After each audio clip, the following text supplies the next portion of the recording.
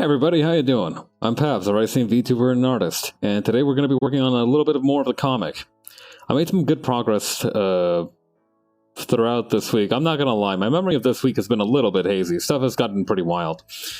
But we're back on it, and I'm happy to be so... To be that way? To be so? Is to be so a... Well, no, it's definitely grammatically okay. Well, I'll figure it out or I won't. Let's get to the working screen. Let's see here. Yeah. I'm thinking about like maybe putting my my caption box somewhere else, because as it is, I'm kind of giving it a little fist bump every time I move. I might need to work on that sometime. Or just make it so that my arms aren't always like frickin' power stance like this. For the moment, I'll just take them off. Oh, actually, I could do that fancy schmancy thing, and you know what? Honestly, this looks pretty good. But I figured that maybe one of these days I can do one of those like fancy schmancy setups where I can where it looks like I'm using a drawing tablet. That would be kind of neat. Right on though. Okay, so our mission for today is to keep doing more and more of this page. I'm hoping to at least have this panel maybe all done and dusted by the end of the night.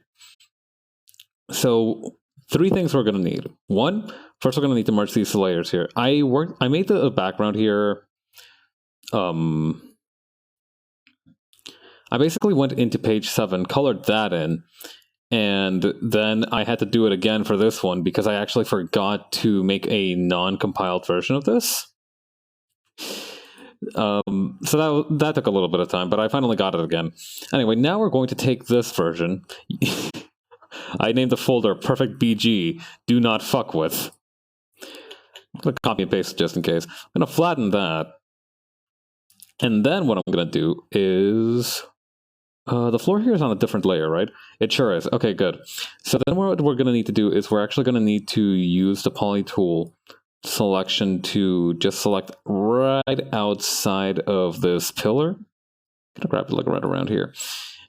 And everything behind that pillar is going to need to be slightly Gaussian blurred so that it doesn't distract so much from the foreground. Man, I love that I learned that trick. Honestly, like, real life hack is that you don't need to make the background perfectly legible. Especially if, like, your characters are already, like... I don't know. I feel like that's almost too blurry.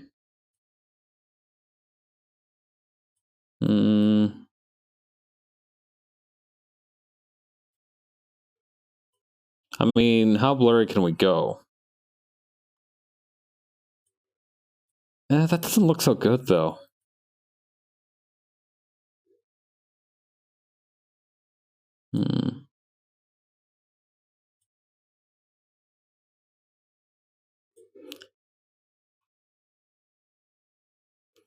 I do wonder if maybe we can, like... Okay, I've got an idea for how to do this, but it's not gonna... It's gonna take a little bit of doing. Alright, so I'm gonna add, like, a full thing of this, like, yellowish color right here. And then right around these places, I'm gonna go ahead and hit it with a little bit of this thing. Like the gauze erasure. Like, it's the gauze tool, but I'm, like, erasing with it. Is that any... No, that's not anything.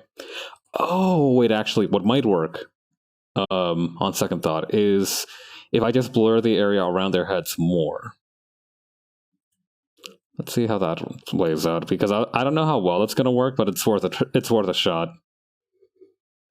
The problem is that, like, after a certain point, it becomes very difficult to tell, like, which part you need to blur. This is a pun that I'm not very proud of, but, like, it all kind of just blurs together. So, you can...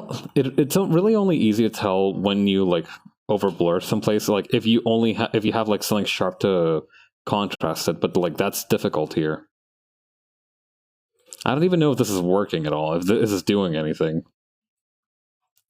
It might be doing a lot. How would I know?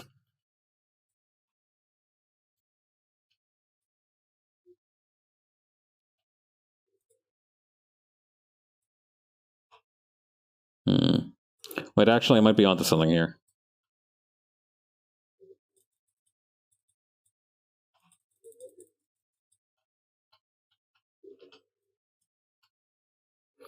I feel like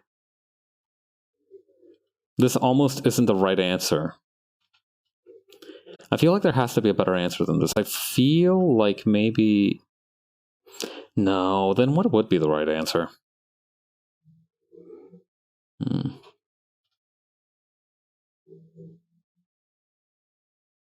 Maybe if I lowered saturation a little bit, so it's like... Or actually, you know what might be the best idea is to actually lower the contrast just a little bit.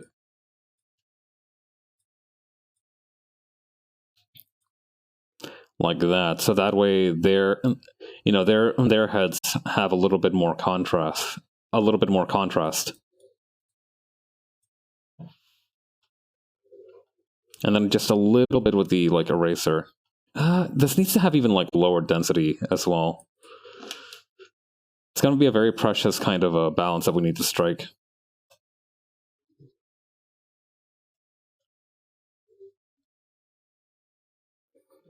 There we go, just a little bit. Right here too. Not too much, but, enough. The good news is that we can probably just copy and paste this to the next panel.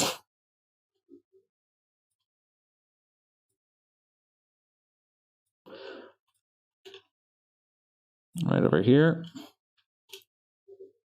Then move this over here. Oh shoot, we probably need to add the underlayer as well.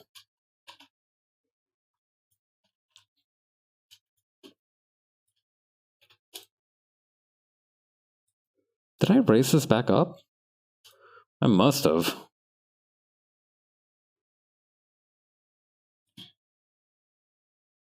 Yeah, that looks about right. Where's the actual background layer then? Here? Oh yeah, there we go. Okay, then... Again, just the process of zoom in, zoom out.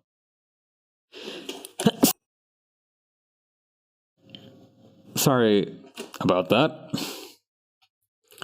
Yeah, something that really makes me mad about the polyline tool is that you can't use the zoom in, zoom out button while you're in the middle of it. And if you try to like grab the scrolly bar here, it also doesn't want you to do that, which is a bit of a problem for me.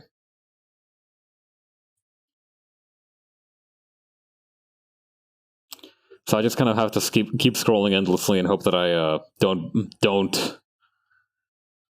Oh, see, like right there, I just accidentally clicked an area that I wasn't supposed to.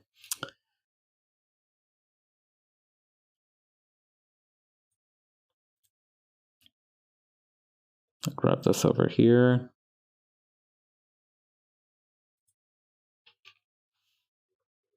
Why? Okay, wait, I know. Hang on. Did I accidentally... Okay, I'm on the wrong layer. That's why. There we go. Oh, then what's going on here? Right here. Like, right here where this is happening. Why is that... Oh, is it because, like, it was out of frame? Okay, I can fix that, though. This is what I was talking about earlier as well, is that you can't really tell, like... Oh, oops, wrong layer. You can't really tell if you've blurred a place unless you have, like, a big contrast to it. What might actually be faster is if I just, like, select this. Oh god, why is the polyline still selected? You suck! If this were like a heist movie, the polyline tool would be like that really difficult to work with character that still has the skills, so they can't take him away from the job. Yeah, I think that's an appropriate kind of illusion. Filter, blur, Gaussian blur. I'm gonna need a little bit more than that. There we go.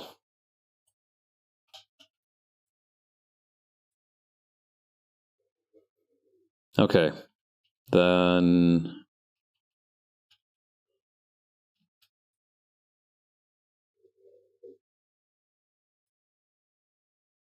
Are we good? I think that's the background there. I still need to add some shadows here, and I saw something. Yeah, what's going on over here? There's something weird going on with the background right here. Let me go ahead and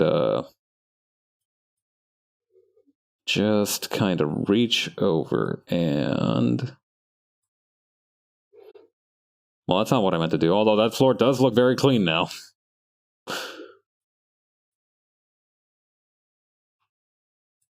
There we go. Is that also happening over here? Okay, I'm going to go back and grab the floor here. And I'm just going to make sure that, like, those lines... Oh, gosh, it's happening here, too. Why are you like this? What purpose do you have to behave this way?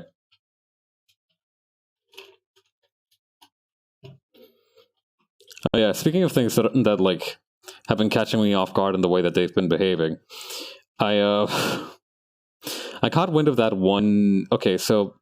I don't remember what this company... It might not even be a company, actually. I think they're like an art collective. There's this art collective called Mischief, right?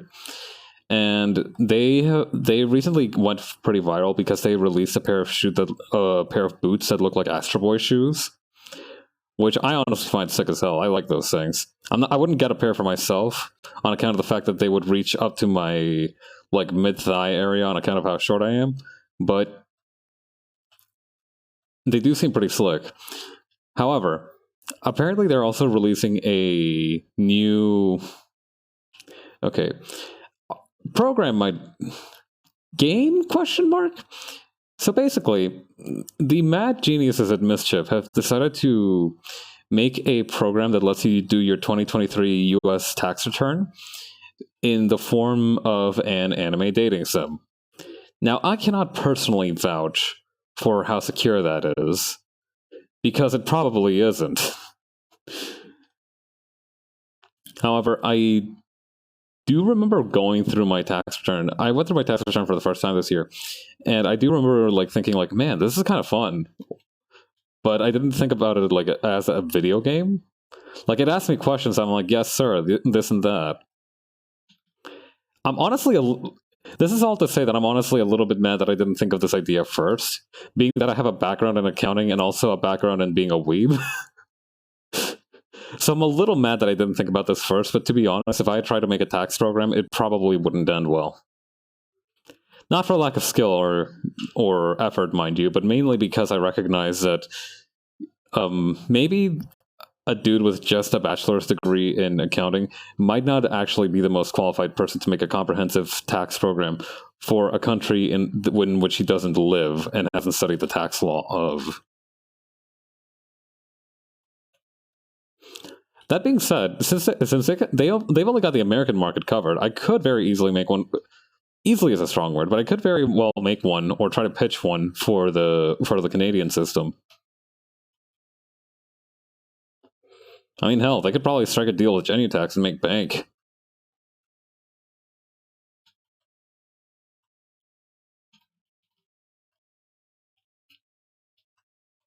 Right. Anyway, I was talking about going back to this first panel and what do you call adding shadow right here to where they'd be standing.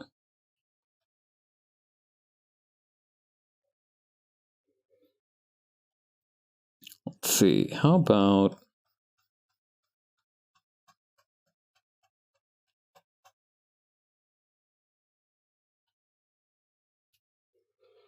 Okay. Clip here. All right, that one wouldn't work. I'd have to grab the ground. There we go. Okay, blend that out.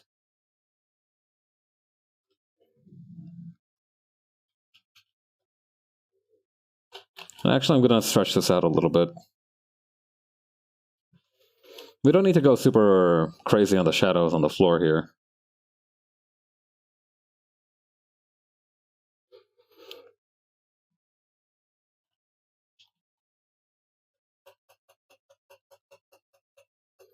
go.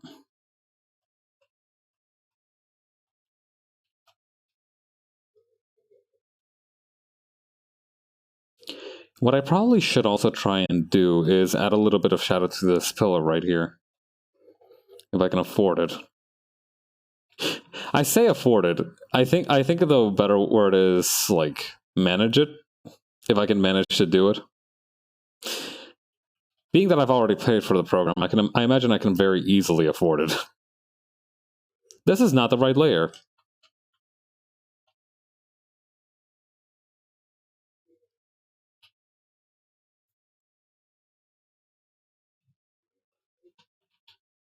There we go.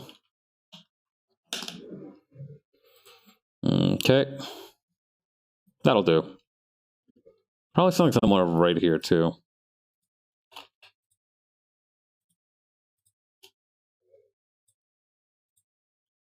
There we go. Expand. Let's use a millipin for this. Oh, yeah. Today, a buddy of mine invited me to watch a movie called The Heroic Trio. And what a movie it was.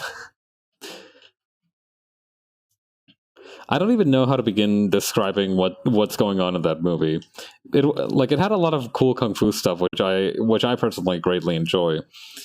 But it also had a whole lot of other shit going on, which I don't even know if it fits into any particular genre, let alone human description. I think that's a good way to put it. It rather defies description.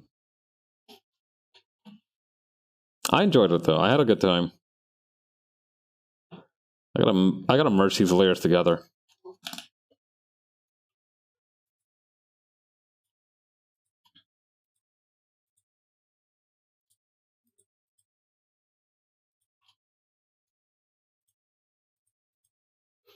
Okay.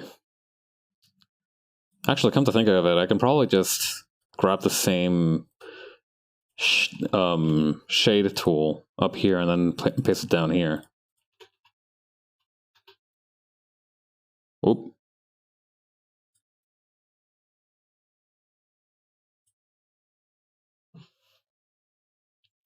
All right, where were we? Oh yeah. Okay, let's call this place the background, and toss in all these guys here so that it doesn't make any issues. Then over here, convert brightness to opacity. There we go.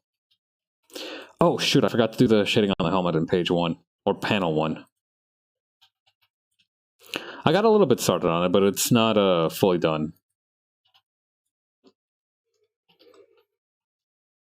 Oh, sorry. I just I looked back at my OBS and I saw that I didn't have arms, and it took me a moment to remember that I'm the one who did that.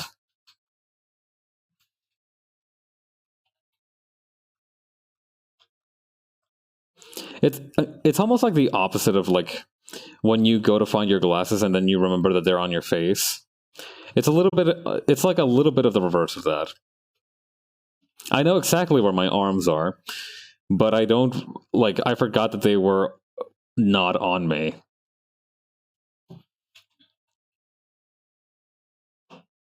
Come to think of it, that's probably the best case scenario for that kind of problem, huh? That even that you realize, one, that you're not wearing your glasses, and two, that you know exactly where they are.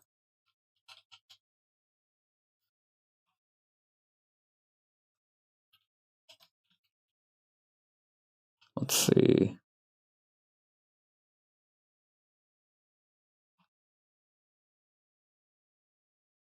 Okay, grab this.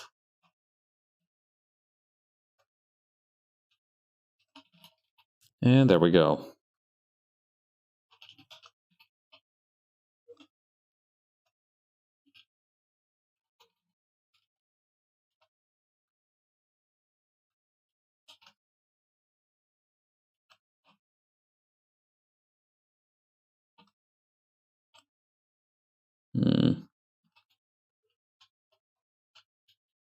We could probably just add a little bit of highlight right here.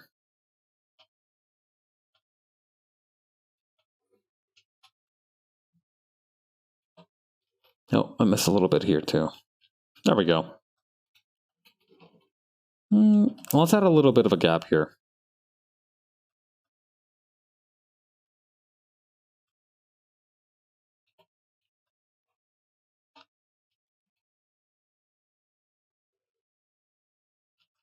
Okay.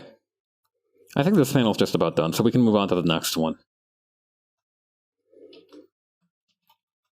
Yeah, that's the cool thing about these like last few pages panels is that, and particularly, I think I explained this the other day when I was also working on this. I think that it was ultimately a good idea to kind of try doing these out of order because now I have less to figure out. You know, I've kind of nailed the workflow down. I can really take my time with these pages, and I can nail the workflow, and then I can just blaze through the rest of them. Hopefully. I feel like I almost overestimated my abilities, saying that I could do this before April, and I'm gonna keep my I'm gonna do my damnedest to make sure that that's a promise I can keep. But that's not. Next time, I shouldn't underestimate how long coloring can take. Rather, it's not that I underestimated it, it's that I overestimated my own abilities. But then again, it's only an overestimation if I can't do it. If I can do it, well then, I just estimated.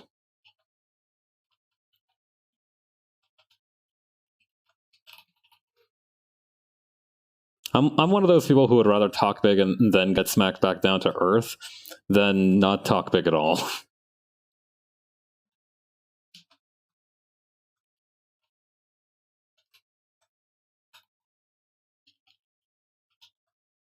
Let's see.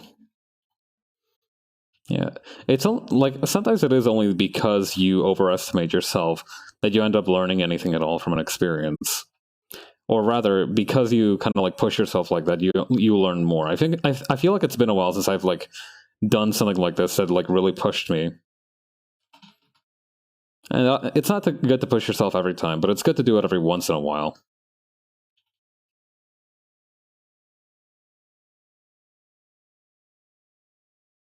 Hold on.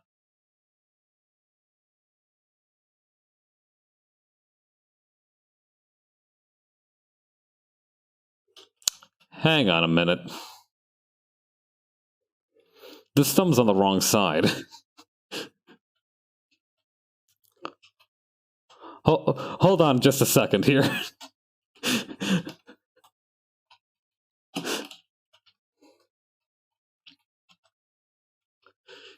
Yeah, this thumb is definitely on the wrong side. What the hell?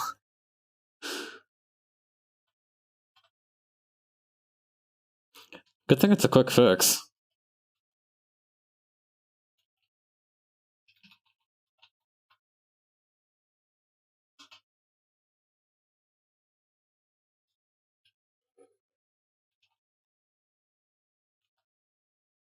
There we go.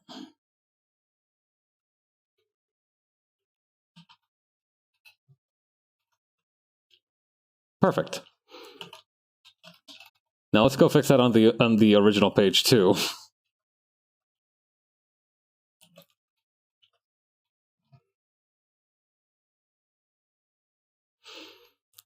I keep repeating this because it's true, but it really is a good thing that I decided to color this thing because this way I'm almost like self-editing, you know? I'm not particularly good. I don't know who is good at it, you know, because that's the main risk of like self-editing is that you miss something. Right, that's like why like if somebody says like, yeah, I've signed off on this report, you need to have somebody else say, okay, I've made sure that they've signed off on everything that they need because, you know, otherwise there's no safety net. Hang on, there we go. That's also better. So when you're making a comic, particularly since like I'm like the only artist working on it, I'm sure.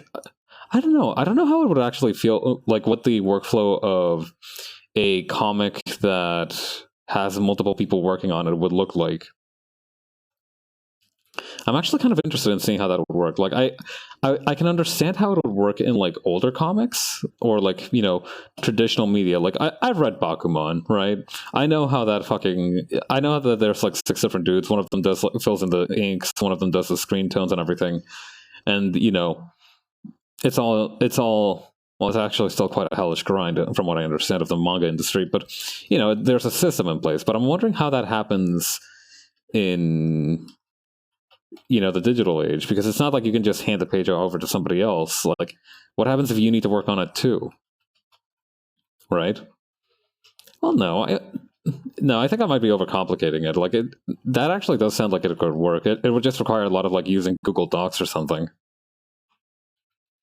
or hell, it like I'm actually really interested in seeing how like technology can help create stuff, because like one of my ideas, one of the ways that I thought is like, maybe they just have like a tiny server inside of the office, and they just like have a cloud server where like everybody pulls a page, whatever page they need to be working on, and then they do that. That actually feels like it would be the most efficient.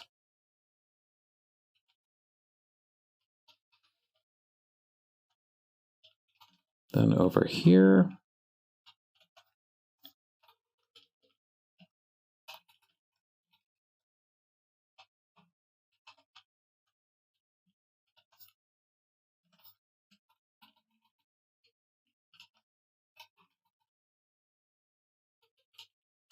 I've also just learned to stop worrying and start embracing the 2 pixel area scaling method, because hang on. Yeah, I've learned to stop worrying and start embracing it, because of the fact that if I don't do that, then there's a bunch of like little unfilled bits, and even though it overfills in some areas, that's a much quicker fix than just going back and filling over an entire line. Not to mention, sometimes it just like self corrects, but even then, I have to be kind of careful. Like right here, for example, you can see that the line for the smile was so thin that it kind of went through right there.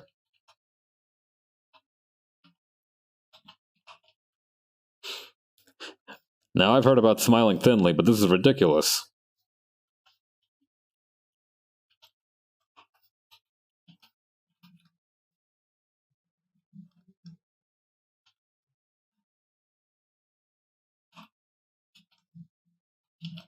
Oh yeah.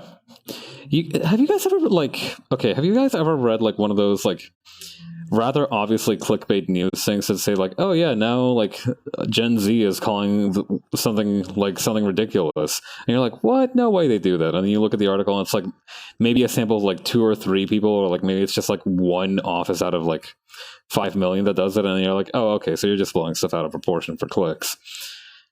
Today I fell for one of those. The one that I fell for was one that like, okay, now get this. Because work from home culture has become much more widespread, there's this one article that's been claiming that like some people in Gen Z call, okay, because like, hang on, what would this layer be called? Phil. So because of the fact that you're mainly on like cameras and Zoom meetings, right? You don't need to wear like proper slacks or anything. You kind of just need like either you need a proper shirt, or if it's a much more casual office as well, you might not even need all that. So they've actually said that like, oh yeah, there's these people who are calling like jeans hard pants. I imagine because like that's because what do you call uh right, sweatpants are usually very soft. I imagine that that's why they call them hard pants. But I don't think that that's like a thing that people do. I don't imagine. I don't know. Maybe it would catch on, but I hope not. I don't know. I used to wear jeans a lot more often. Nowadays, I do wear work clothing when I work. Right. I don't like. I don't work from home in like casual clothes. I wear my actual like work shirt and slacks. Hang on. Yeah, I wear my work shirt and slacks when I'm working from home. So that's never been like a thing for me. I think there might have been one time I actually wore jeans, but I wasn't comfortable the entire time.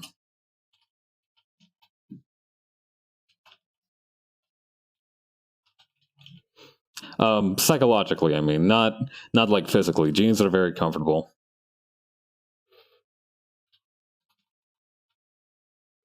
Yeah, when I was younger, I actually thought that all pants in the world were just like different types of jeans. Like I understood that, like it took me a while to understand that slacks were like made out of a fundamentally different material. Young Paps did not understand fabrics and textiles.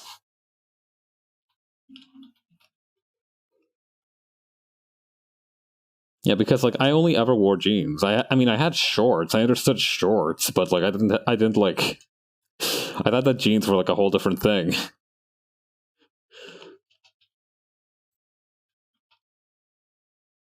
No, I think okay, that might okay. In retrospect, that might not be the best way to phrase it. I think that rather than like me not understanding that like pants other than jeans existed, I just thought that jeans were the only pants in the world, and I didn't like really think about it about like other types of pants because I never had to wear those. I only ever wore jeans.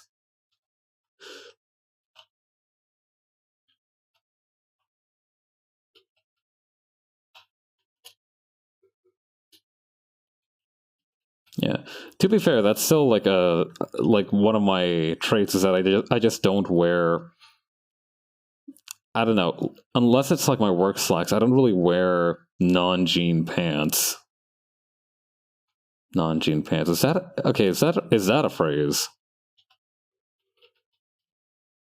But yeah, like I think there I bought khakis like once, but they were a little bit too close to my flesh tone, so I almost immediately had to dump them.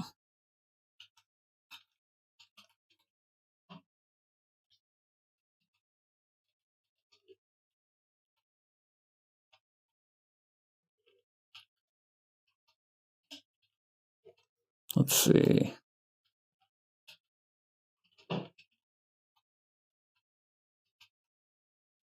Wasn't this okay? Wasn't the bottom of this okay? The bottom of this was not gold colored, as I had previously thought.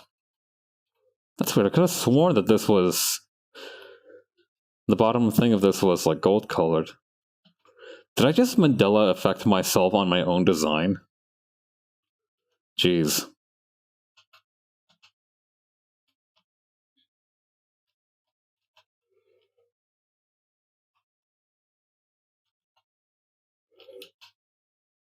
Oh yeah. Speaking of things that I've learned, I learned today that Beverly Hills is apparently its own incorporated city. And the reason I learned this is because apparently there's this new tax taking place in California this year. This new tax law that apparently taxes people with mansions. It affects like 4% of the cities in the of the cities, 4% of the properties in the city, but like basically this dude I think they told a story about this one dude who had to like sell a mansion within like 3 days or else he had to pay $2.4 million in tax. Sucks to be that guy.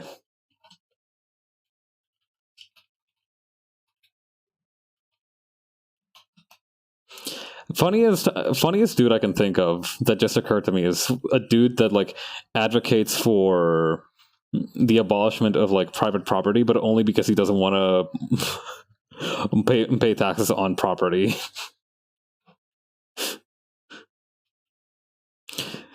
That dude's political alignment is like a roulette wheel.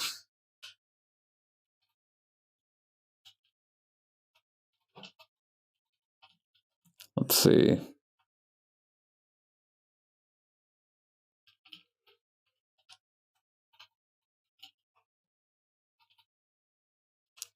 Honestly, a million. I found a million to be really fun to color throughout this process. I don't know. I just like the materials that she has on her. You know the God damn it! Did I forget the? I forgot the neck collar thing that she has. I keep forgetting to put that in some of the pages. I thought I got them all, but no. Do I at least have them on this one? Yeah, I do. So what gives?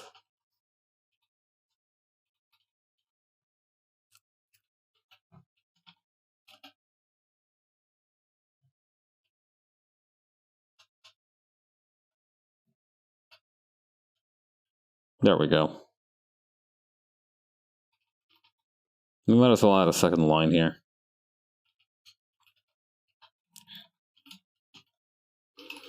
Yeah, this one's a little... This neck is kind of similar to the shoes, where I...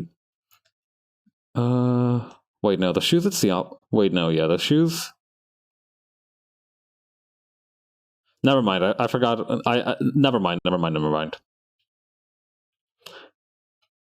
I thought I thought I was doing something with them that was like different, but no. In retrospect, it is more or less the same. So that's not quite interesting. Oh yeah, what is interesting is that apparently the FDA has categorized peanut butter as a liquid.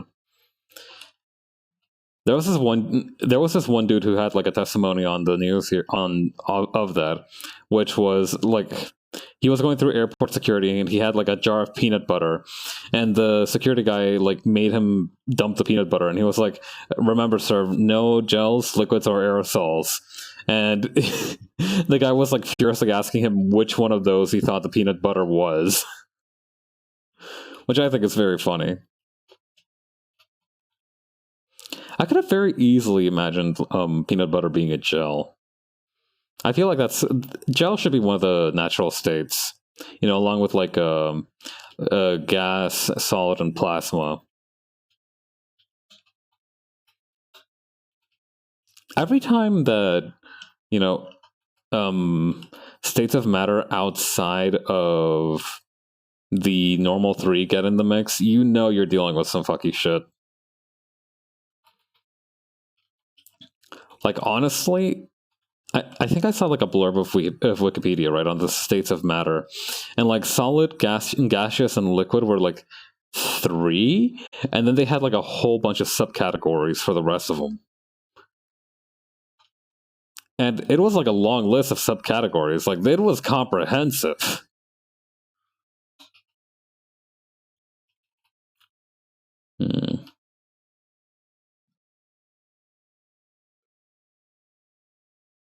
I was thinking about something, but now right, actually, I remember what I was thinking about. I've been doing this thing, like, you can see here on the Maid, for example, that I added this, like, blue overlay. I did something similar for Million's Pants, but I'm wondering how I should do that in this page. Well, rather in this first panel, because the knees here aren't really working as they should.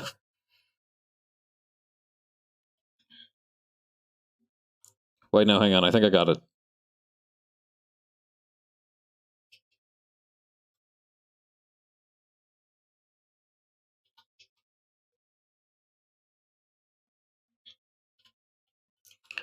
Okay.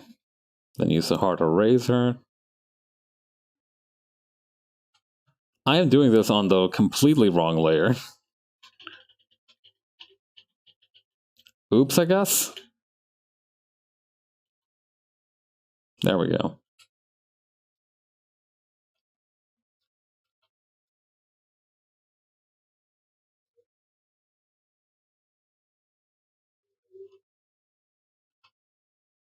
Okay, a little bit there. Scale that down. Down, I said. Thank you.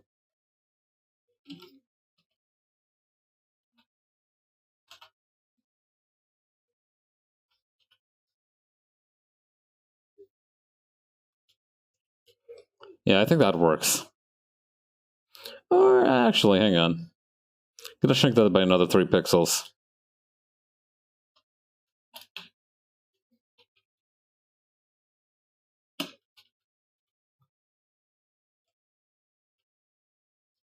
What the hell's this?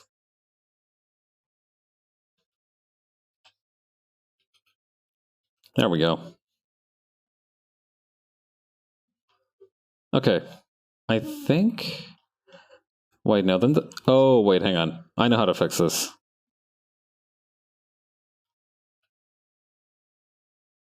There we go.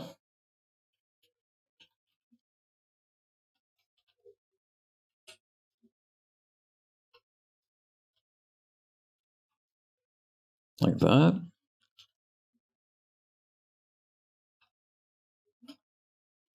Hmm.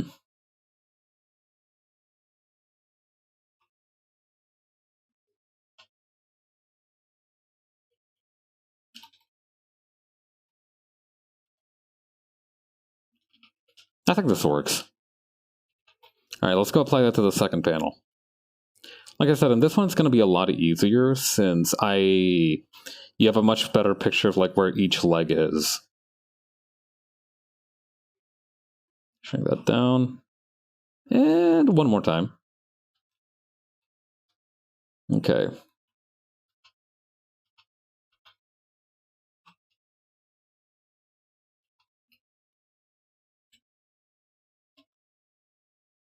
There we go.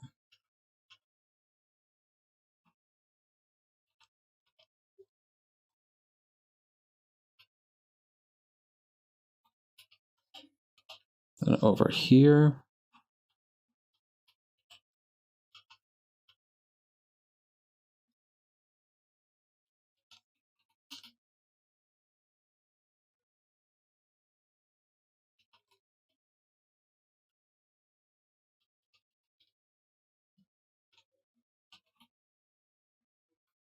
And kind of like this.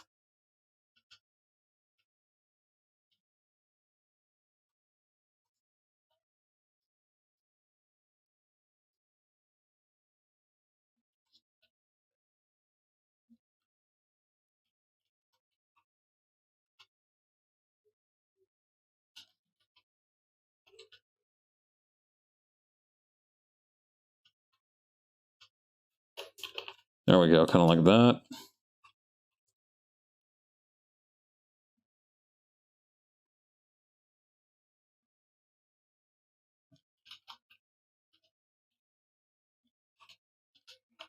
And then like this.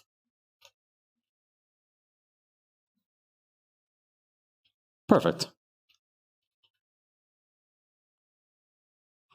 And put this a little bit higher.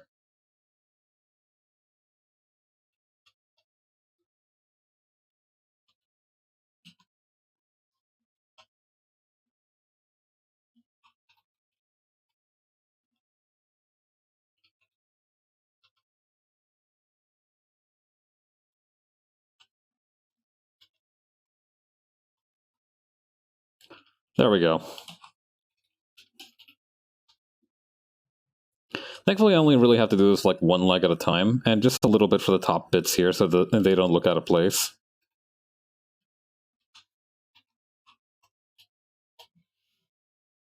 Shrink that down. And again.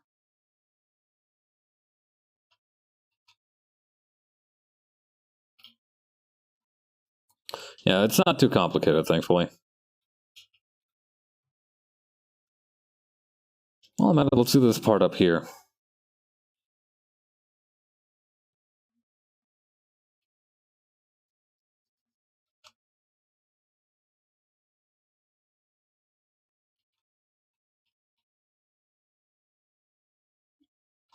Then over here.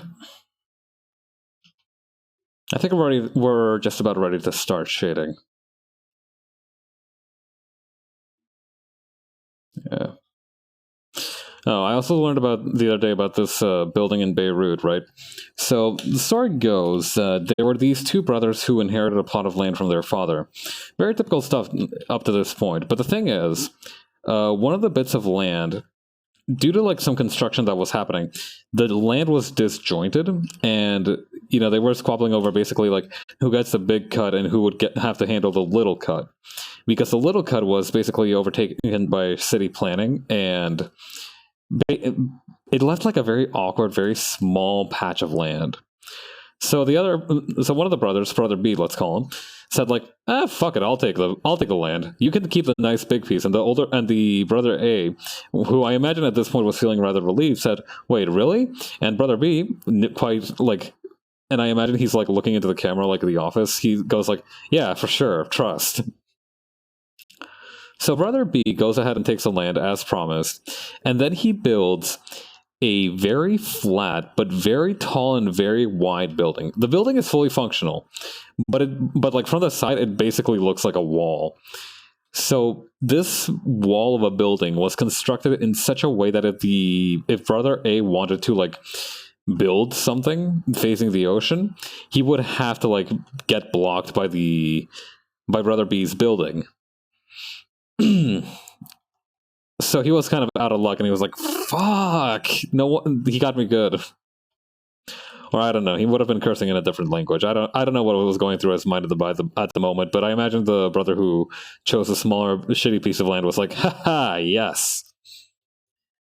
Anyway, that building is still around, from what I understand. The thing is that, like, due to the way that it was constructed, now zoning laws are protecting it. So now they can't actually build anything else there either. That building just has to stay there for eternity. Or until zoning laws are abolished in that particular area, whichever comes first. Which I think is a rather beautiful testament to something. I'm not sure what it's a testament to, but it sure is a strong statement toward it.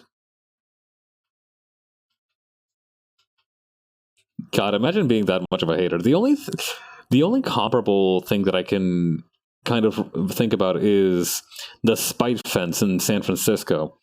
I think the story was like so San Francisco wasn't always like super hype as it is today. I think PAX is going on right now, so I don't. Is it in San Francisco? I thought that was in LA. Anyway, San Francisco wasn't like always super popular. Like before, it was fully industrialized. People actually hated living there because of just the massive amounts of hills. But then they built like that like trolley system that helped you get up and down the hills, and suddenly everybody, all the rich folks in San Francisco, wanted like a bit of the like top land because hey, now we don't have to freaking draw a horse and carriage all the way down there. I don't know if they still used horse and carriages back in that time period. But it became a lot more convenient, so everybody was like now all the rich folks were like suddenly pining for that land with a view up near the top of the hill. And in particular, one dude wanted to build like this huge housing settlement that had like a bunch of like rich houses. And he was like, "All right, listen, here's what I'm going to do. I'm going to buy one plot of land here, and then I'm going to make the building and construction so noisy and unbearable that the rest of the people want to like sell to me at a discounted price." And then he did that, and nobody punished him because he had a lot of money. But however, one of the people he tried this on was actually one of the families that like lived there, and they had like one of the nicest ones. They like it wasn't the best one, but it was like definitely like one of the nicer ones. And he was like, "Haha, I shall try my scheme this time." And then he tried it, and then it didn't work because they liked their house and didn't want to move out. This, he kept pushing for a while. He kept on going. But they just would not budge on this. They did not want to give up their home. So the guy was like, "All right, fuck it. You want to play like that? Let's play like that." Because at this point, he had bought every other property on the block. So basically, that last little house was the only holdout against him. And that last little house decided that, like, all right, we're gonna. If you want to also play these games, we'll also stick it out. But the rich guy had like a trick up his sleeve. You see, he, instead of trying to harass him with like loud construction and all the regular stuff, because at that point most of the construction had already taken place, so there wasn't much to harass him with. Rather than harass them that way, he decided to basically bully them by making a massive fence all around their property, because again, he owned all the property surrounding theirs. They couldn't do anything about this. And he built it so high and so tall that like it basically almost did not let in any sunlight. I think, let me see if I can get a picture of it actually. Hang on.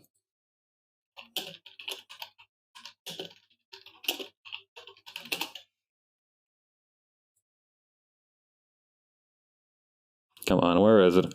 Here we go. Yeah, you can see it here. This blue highlighted bit is the fence. Like these two people's homes were like these people's homes were like right there, and that the rest of this house was like the rich people's houses.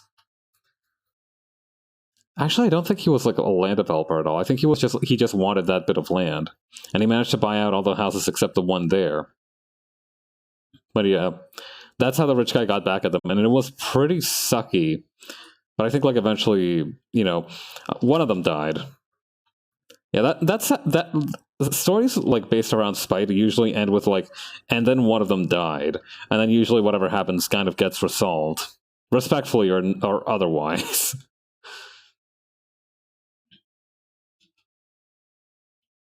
Because let's be real, we will not speak ill of the dead, but what the hell are they going to do about it?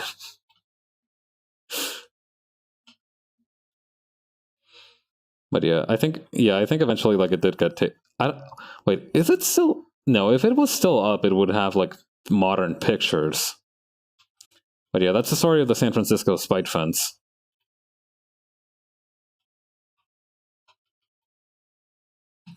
God, I hate that happened. Honestly, it's bad enough when the seasons themselves decide that I've had enough sunlight for a day. Imagine if some rich guy said that, like, all right, that's it. I'm sending you into the shadow realm just so I can buy your house at a cheap price.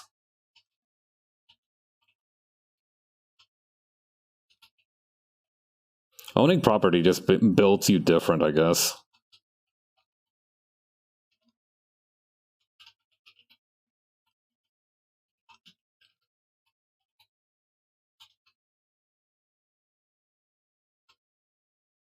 Okay.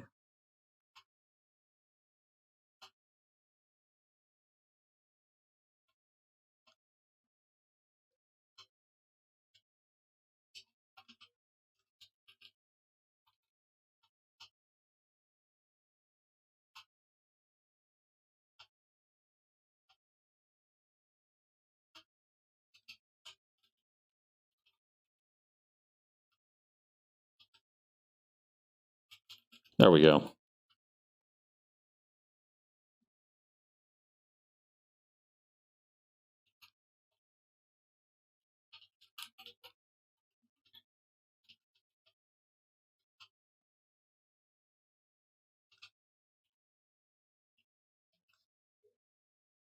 Okay, next is the skin, I guess.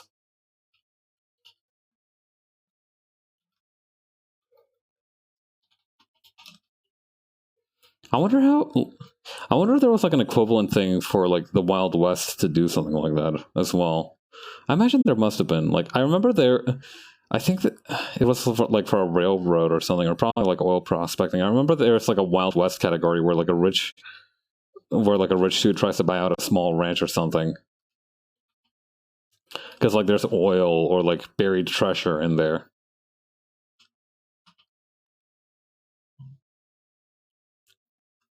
Really funny to me to think that like it probably wasn't buried treasure, but I think it would be really funny if it was because like that implies that like some fucking pirate from the 1800s accidentally stumbled onto the Americas, buried his treasure in the middle of bumfuck nowhere, and then promptly fucked back on to his ship like a million miles away from the coast. It's a beautiful thought, but not a very realistic one.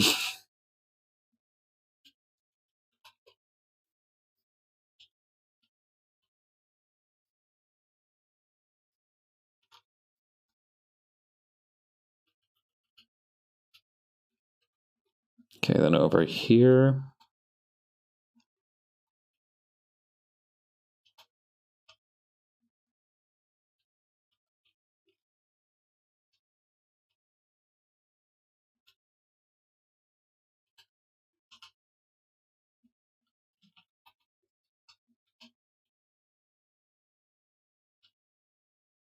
There we go.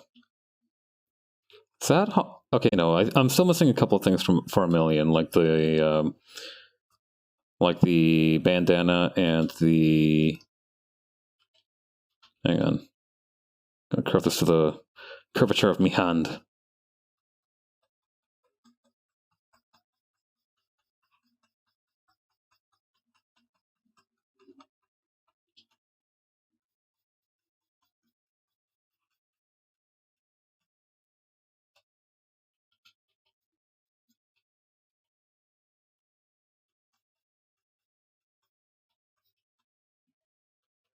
I want to figure out a more efficient way to do something like this. I feel like there has to be a better way than the way I currently do it. Although I have that thought about a lot of things, and in many of those occasions I've been wrong. So, you know.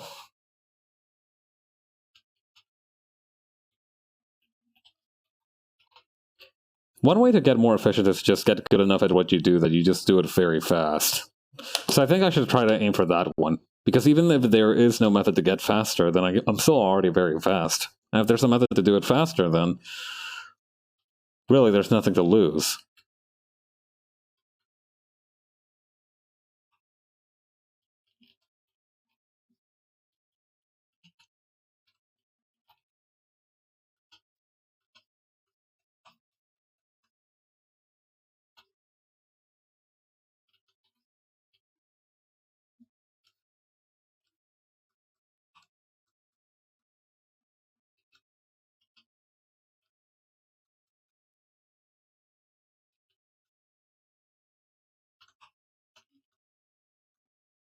There we go.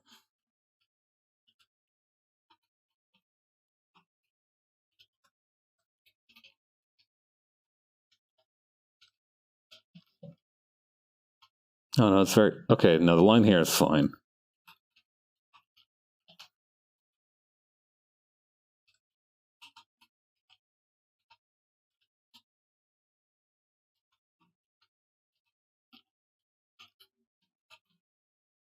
Then over here. And now we gotta do Hawk. Oh shit, I think I didn't... Hang on, I think I missed a jetpack over here.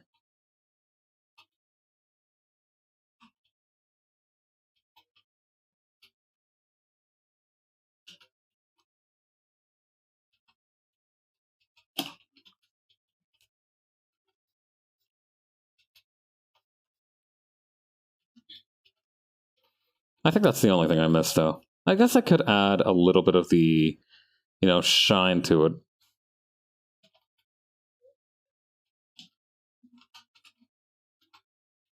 Gonna take a quick sip of water here.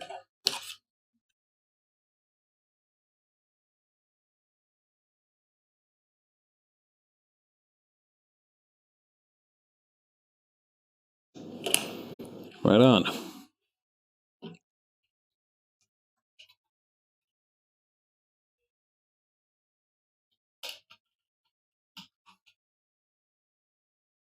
But I do think that that's the only thing I was missing from this panel. The boots are already dark enough that I probably don't need to go out of my way to do anything fancy for them. Let me take a look at page 7.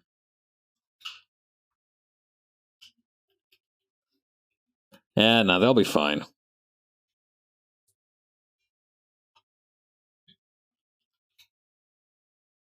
Okay, so the next is probably the pants.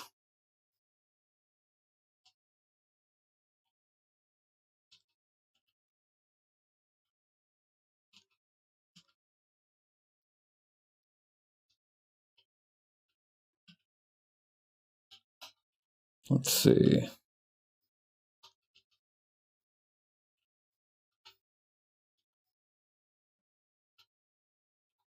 Over here.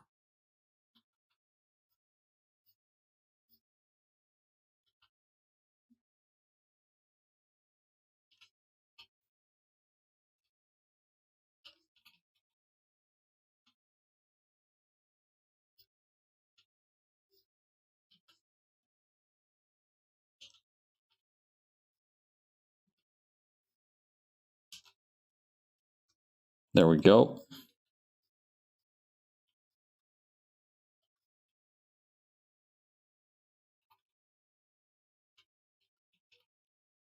Okay, now what the hell's going on over here?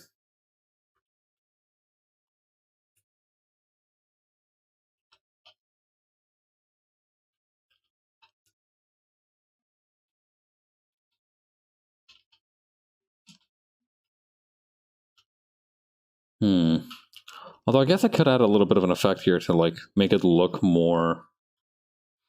Didn't I have something like that in page 9, though? Could have sworn I had, like, a little swooshy bit here. Well, no time like the present.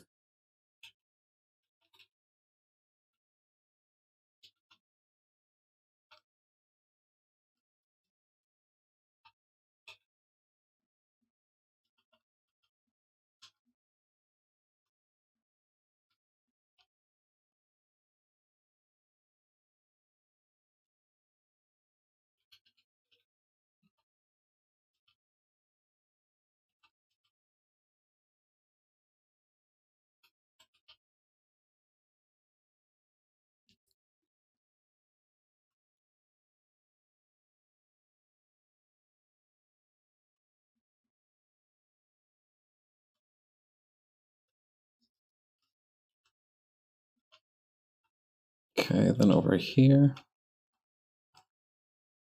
follow the curve of your hand.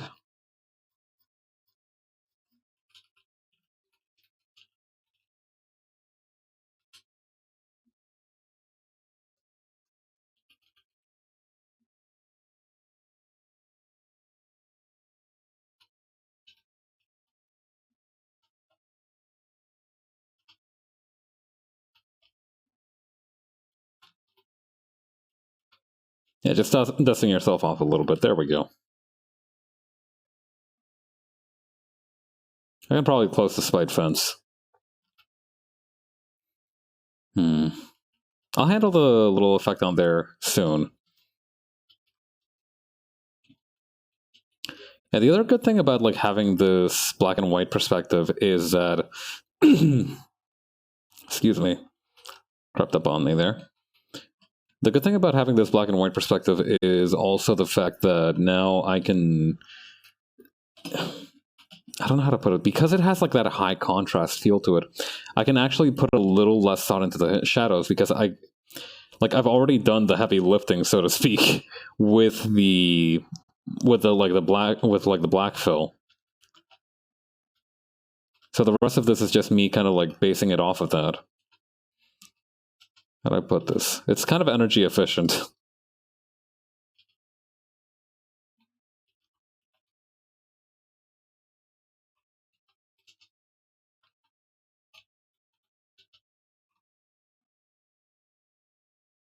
Then over here,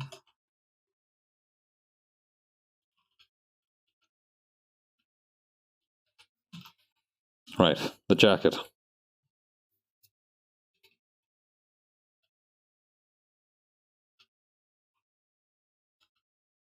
Okay.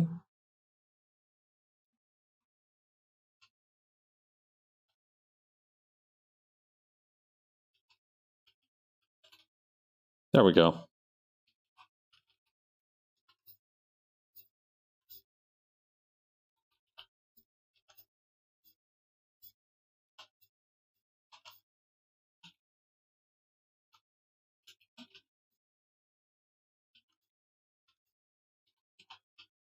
Then over there,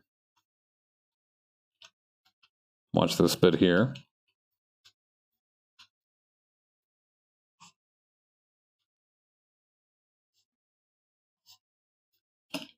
Perfect.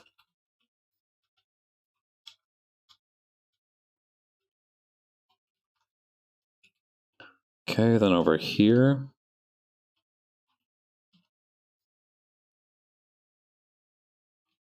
Over here.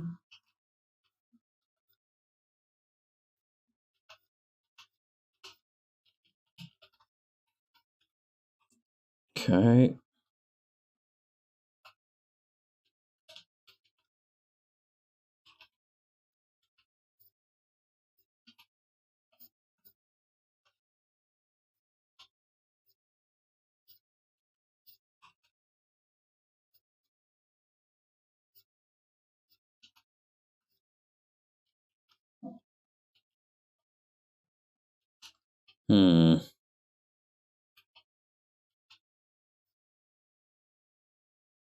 Maybe like that. Yeah, that looks nice.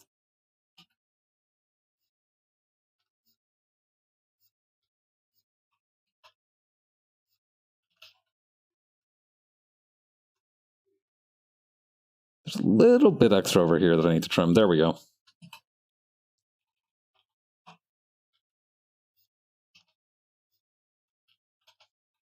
Okay.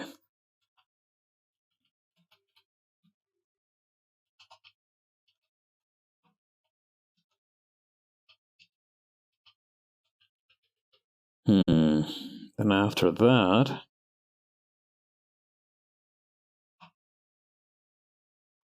what exactly did I do after that, actually? I guess next would be the rest of the leather.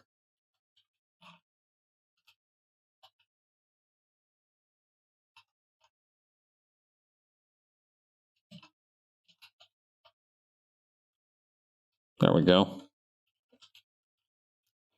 Then after that, Let's do the helmet shading. And well, no, actually, first let's work on her skin.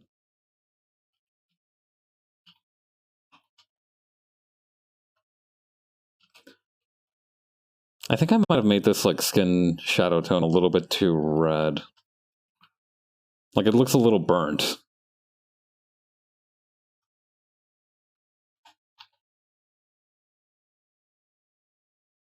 Yeah, that looks a lot better.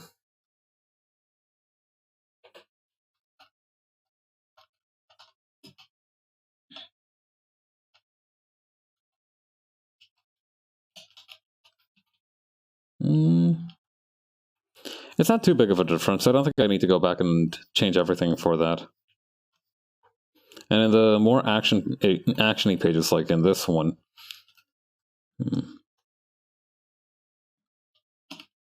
isn't that rather a bit of a quick fix, though? Okay, we'll do it this way then.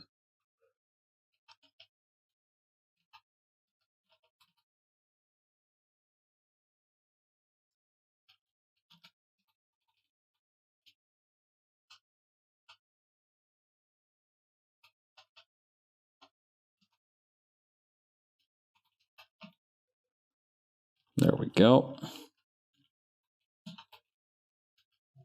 Then the hair has this kind of shade to it. Why am I on the fill? How much of it did I... Oh, man. That's about all the skin shading, huh?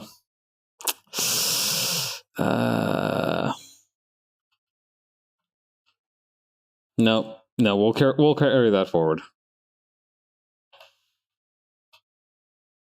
Still, that's a bit of a blunder. I'll have to be more careful in the future.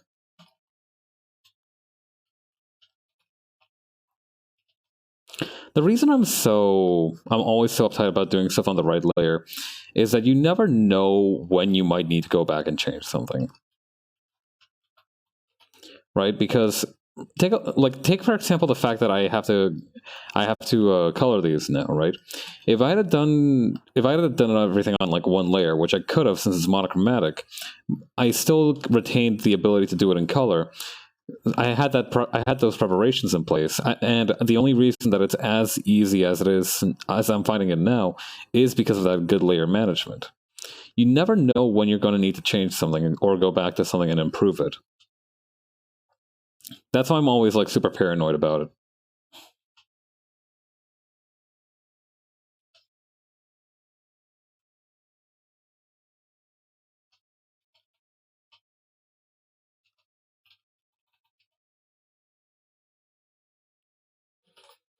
Okay. Now I think it's just a helmet and the jetpack. Let's do the helmet first. I find the helmet a lot easier to do because it's like, quote unquote, shading logic is easier for me to parse.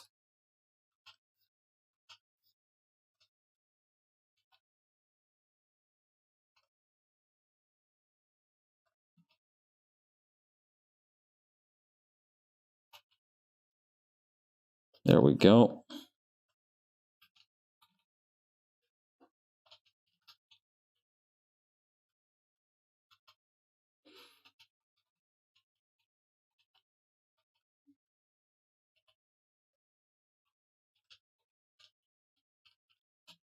Man, these days for some, I don't know why. Maybe it's just because like of the new music I've been listening to or whatever. I feel like I keep hearing stuff falling down in my apartment. Like I keep hearing like stuff like falling over, and I don't really check on that stuff because I know that anything that's fragile is already secured. Like I go through pains to make sure that like my fragile dishes are well secured, but occasionally I hear like something falling. And again, since I'm not sure if it's like just me, I just kind of like try to ignore it. This has the benefit that like if I start getting haunted at any point, I'll just be able to like no sell that. But if I get robbed midstream, then well, that's gonna be a surprise for both of us, won't it?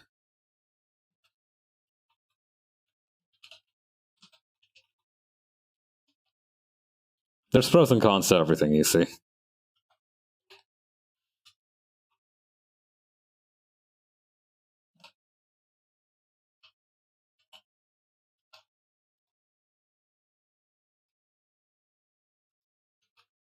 Whenever I shade the jetpack over the jacket, it kind of amazes me how a difference in like both shading method and shading colors can give off such a different vibe.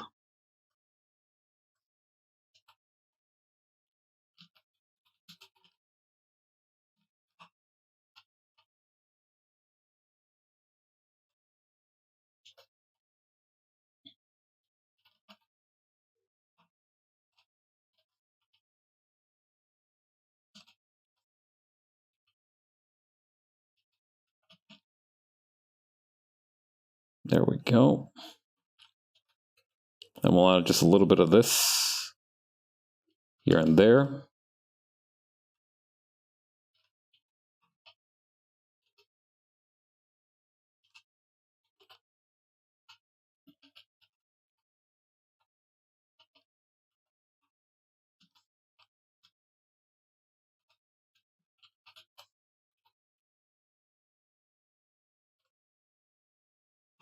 Okay, then the jetpack would be next.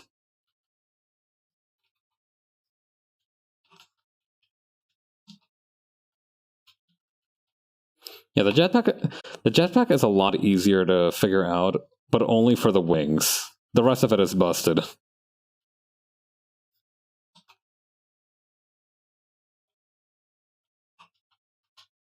Mm-hmm.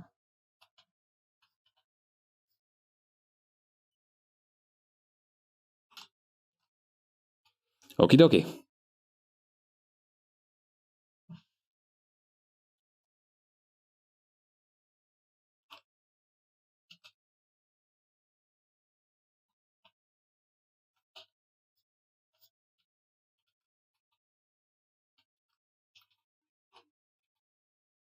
Then over here.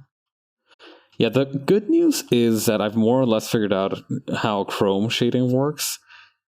Well, okay, I've still got a long ways to go, but I've kind of figured out like a working method in that I just need to shade whichever part has like the thing closest to it, if that makes sense. Right, so for example, like right here, I shaded this part over here rather than like the part closer to the edge here, because this part over here has like Hawk's shirt, right? Up here, there's just air.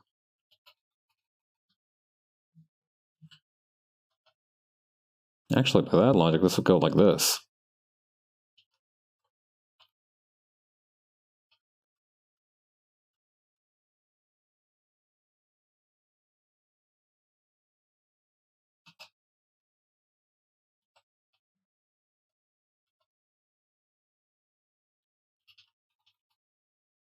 Okay, and then over here.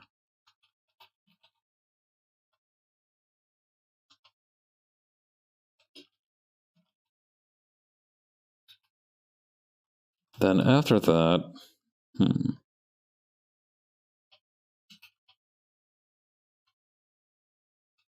what exactly do I do after that?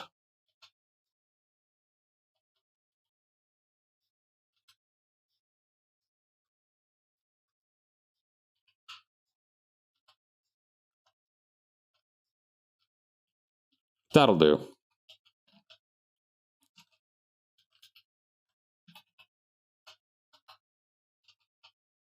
Okay, then over here.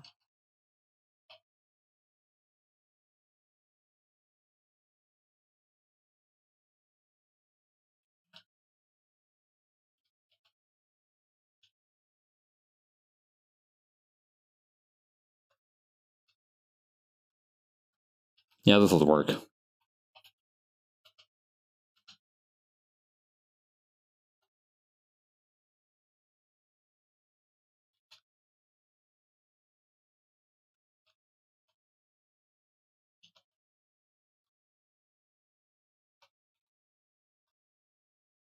There we go.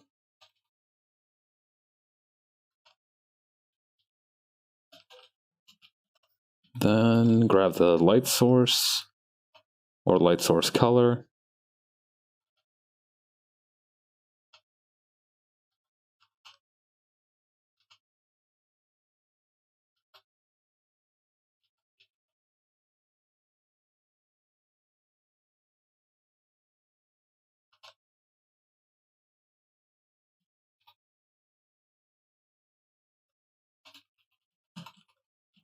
Then in the middle right here.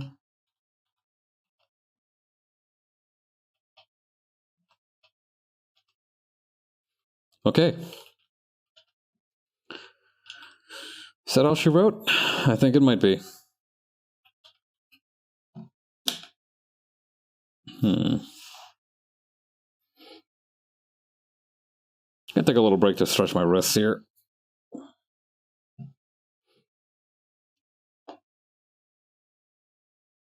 I need to make rice after stream, come to think of it.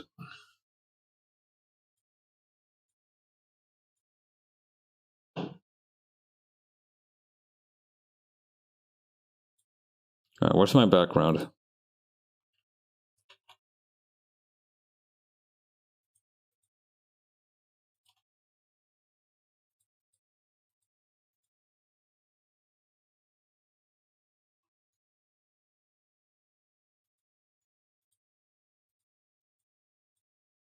Oh, I see what happened. Okay.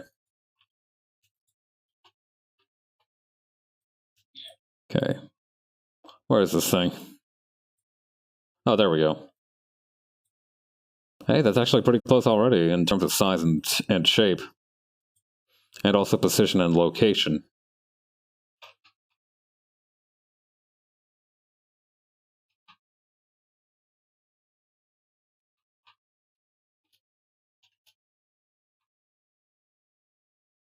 Alright, that should be good.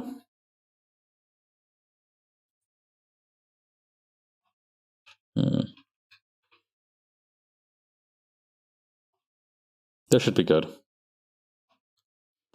Copy and paste. I've become like overly paranoid about the background now. Might as well, that's better than not being careful enough, I guess. Let's make the background like slightly warmer toned. Since this is gonna be like a... Or actually, what about... What about like more saturated?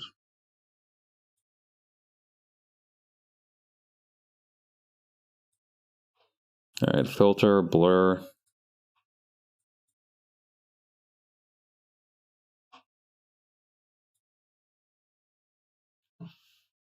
Okay. Then merge these guys together. Oops.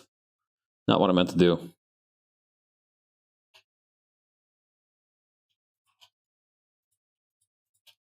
Merge selected layers. Edit brightness to opacity, thank you very much. Then from there we need to just basically do the same thing we did at the last panel.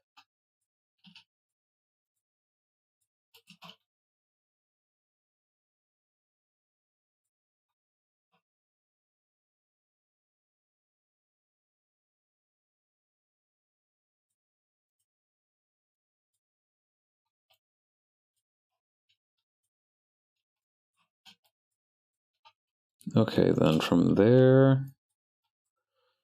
Actually, this might be an even easier panel to color on account of the fact that they've hidden... I've got the upper body hidden. Or rather, the upper body is the only thing that isn't hidden.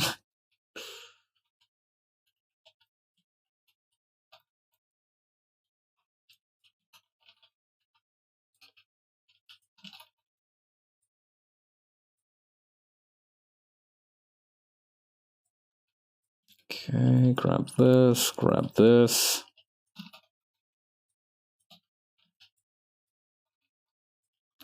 Ah, shoot! I forgot to shade the grill thing. What do I even call here? This thing, the like, yeah, gold. The I guess it would be brass. It wouldn't make sense for this strip here to be gold.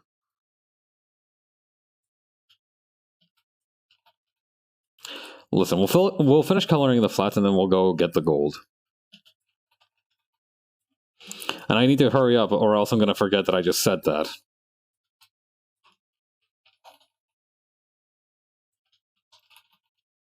I really got to meditate or something. I can't go on with like this like short-term memory recall problems. It's actually starting to become rather detrimental. Gotta figure out a way around this.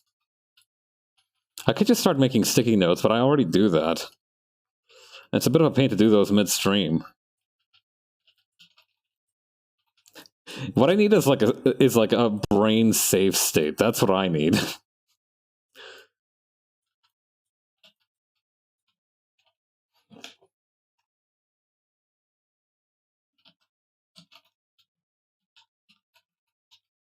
Let's see.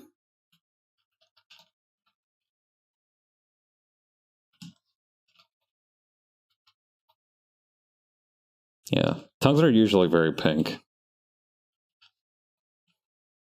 I wish I could have phrased that in a way that didn't make me sound like some kind of alien studying human biology, but that's impossible. Okay, remember, gold strips, gold strips. We got the gold strips to fill in. Do not forget this. Also the hand. We cannot forget the hand of the dust.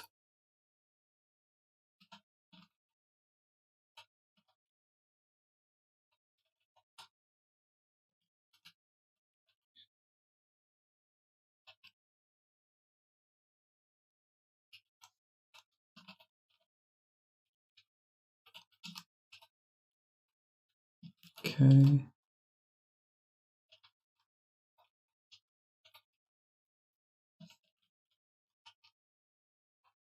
Let's see, milling pen. Here we go.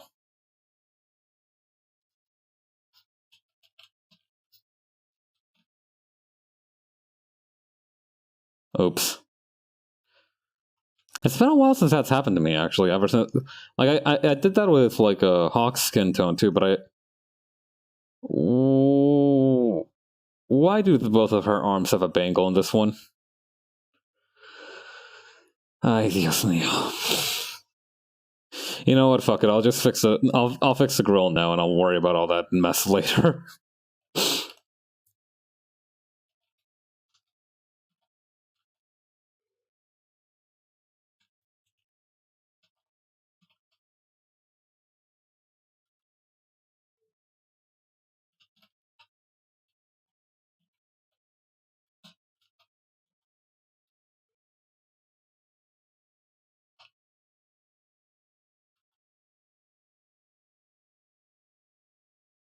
Then over here.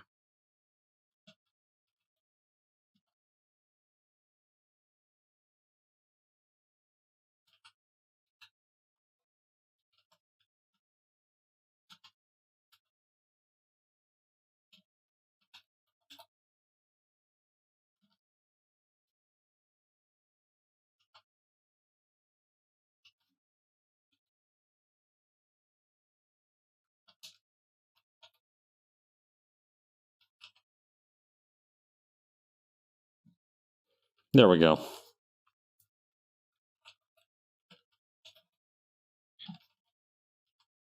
And also the whole thing that was going on with the hands over here. I still need to fix that up. And these dust clouds.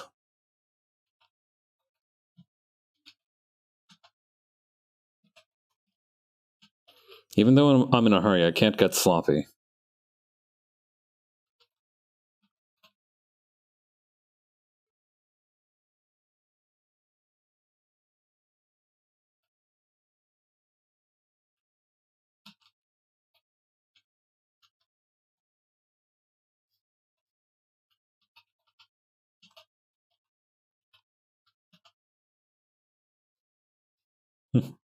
Come to think of it, I've actually noticed something. Okay, sometimes I'll unwind by like reading like other web comics and such, right?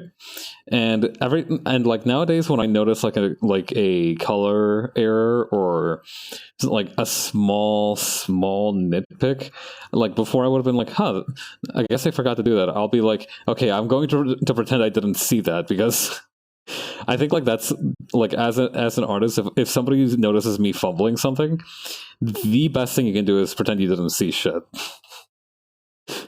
Especially if I haven't noticed it myself. If I'm aware that it's there and decided to leave it in, then you may castigate me at will. But like, otherwise, I would rather live in ignorance.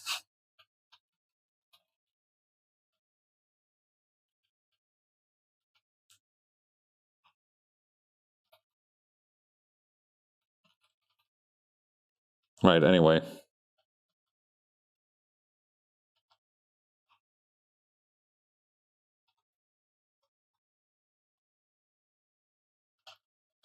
Okay, first let me get this in the right hand position.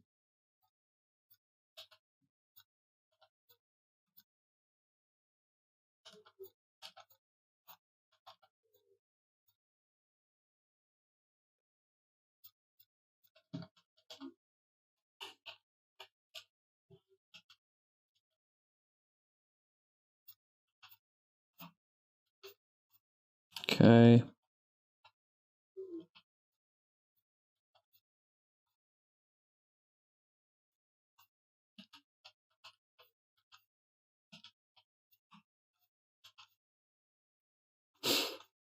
God. Earlier I wanted to visit a store. I've been meaning to try out like wearing like sports clothing as like casual wear because it just seems very comfy. But the thing is, or actually rather I just do need like more active wear. Is the thing. Like I've it's a problem that I've noticed recently, but come to think of it, I don't really have I need to like get myself better clothes for exercising in because I think I have like 2 pairs of sweatpants. Three if I count like one set of pajamas that could also double for that. So I'm in a little bit of a tight spot.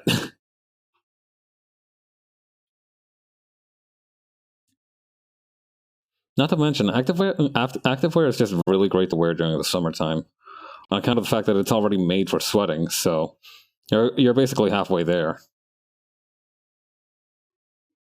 Anyway, for that purpose, I wanted to actually get a jersey from like a local team, and I found out that they have like a fan shop very close to where I live, and I'm like, well, this is great. I'll check out the fan shop.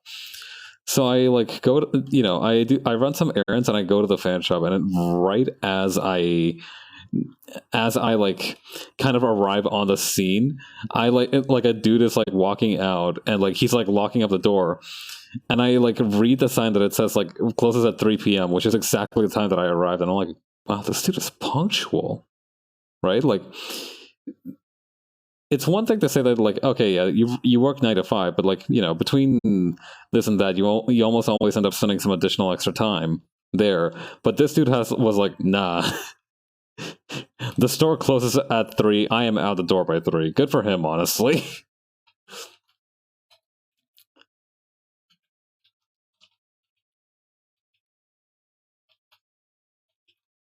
Like I felt like I was walking in the shadow of a titan.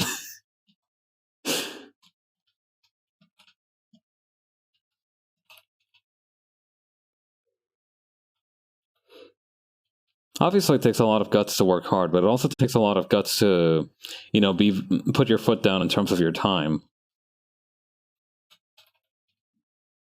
I forgot to shade the collar, or not. I keep flip flopping between like choker, collar, and ribbon. It's technically a ribbon because it's not like, I don't know.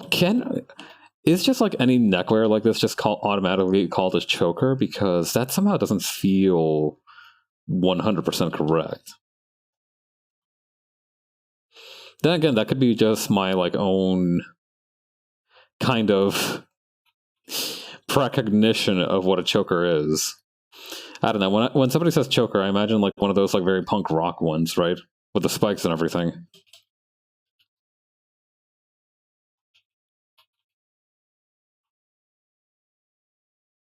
Which reminds me, actually, I do need to go back and fix this accidental error here on the. Hang on, her arm looks a little thin now. I gotta like. Hang on.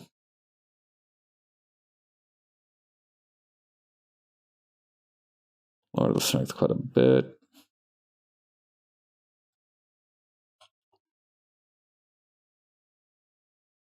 There we go. Just widen the canal a little bit. A little bit of extra room for the capillaries.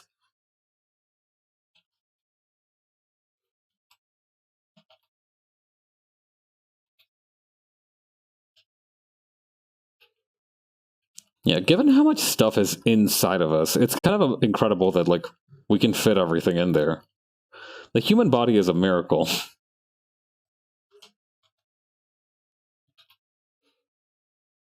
Like we had like I think it was like 13 meters of like large intestine or like yeah, I think it was like large intestine inside of us, which is insane.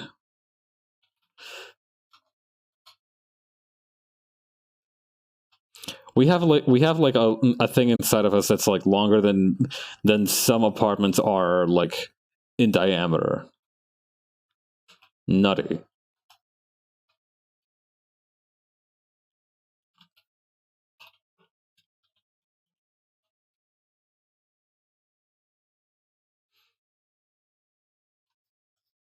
Oh yeah, I definitely did something here.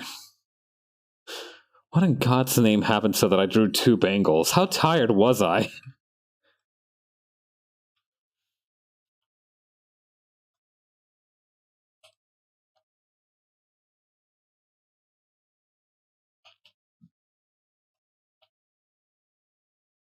Thankfully, it's a little bit of an easy fix.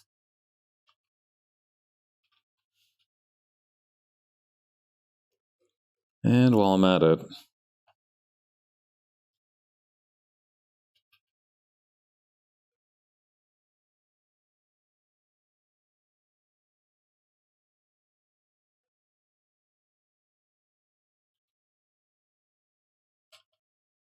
hang on, how do I...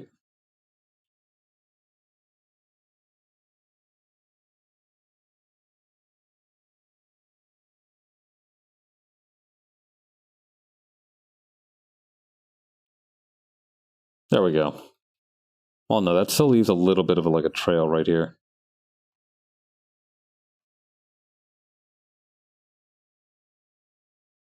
Wait, can't I just delete this control point?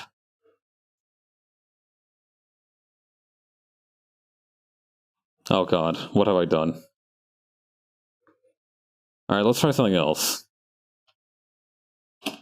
There we go. Much better. It would be tremendously devastating if I had just erased the bangle from the wrong hand, but thankfully I did not do that. I don't think I could have been able to go on.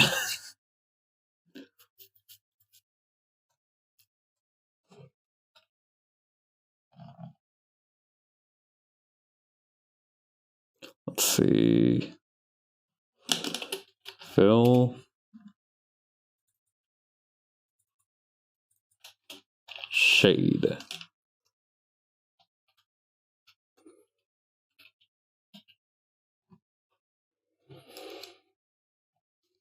The pen feels weirdly balanced in my hand. Let me adjust the grip.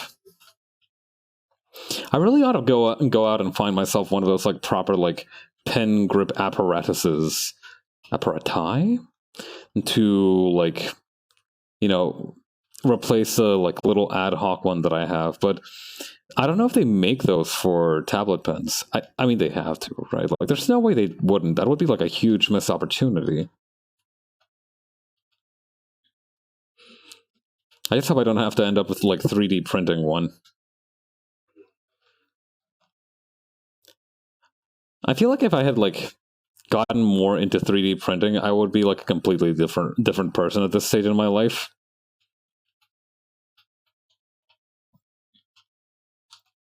You know, like some people, right? Like sometimes you have you wonder like, would it have been different if I had done this sooner, or like if I had tried this a little later, which is a little bit of an odd question, right? Like it's one of those questions which is best, which does not really like. No matter how hard you think about the answer, the fact of the matter is that it won't help, right? Because you're only in charge of the here and now, right? The maybe and what if is not something you need to worry about.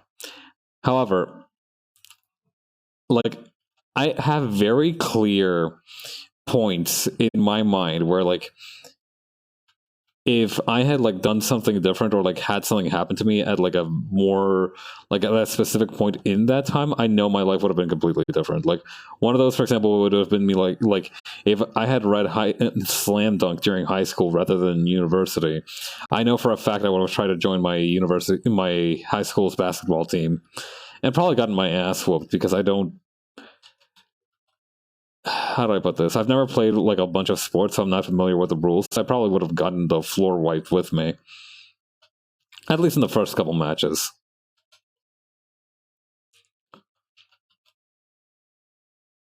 Anyway, I think like one of those is also like just me trying out more 3D printing. Like I feel like I would have become like one of those dudes who like 3D prints like Kirby's with like very photorealistic feet or something. I don't know. Maybe I would have made like a photorealistic rice beast 3D print. Some libraries do have a 3D printer, so if I can make like a 3D rice beast in like MakerCAD or something, I can probably try and print one of those little suckers out. That'd be neat.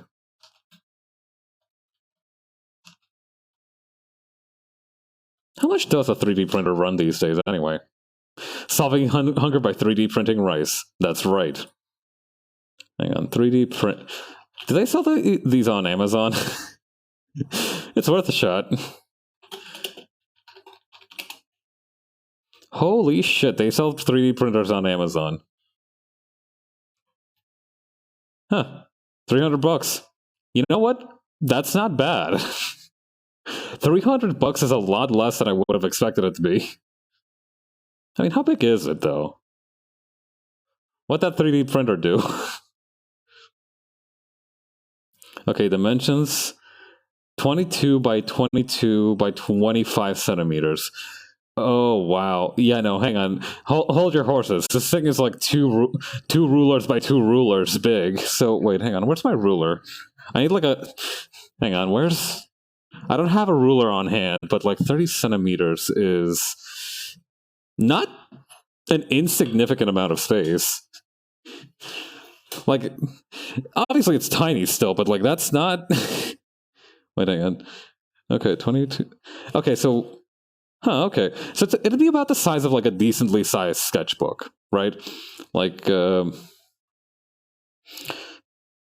maybe like a hand and a half, like if you, from your pinky to your thumb, if you like spread your hand, 1.5 of those is what that is. Yeah, it could make a lot of cool small things. That's true. I don't know. I've always felt that like 3D printing is one of those things that you should probably do in like a well-ventilated space, which is not what I would use, which is not a phrase that I would use to describe my apartment. I should probably just find like a proper brand. I think that would be the best way to do it. Just find a proper brand of like 3D printer and, you know, order one of those. But like, also, I'm really, really, really concerned about like, listen, I've never been one of those like chuny dudes who are like, I'm afraid of my own power, right? But like, I am afraid of like what I would do if I had unrestricted access to 3D printer and resin. I would do something stupid for sure. It'd probably be rather spectacular, but it'd still be very, very, very stupid. I recognize that. Yeah, unlimited power. The power of creation at the fingertips of a man made of mochi. That has all the hallmarks of like a negative creation myth. That sounds like the creation myth of like a mythology with like really fucked up creatures and myth.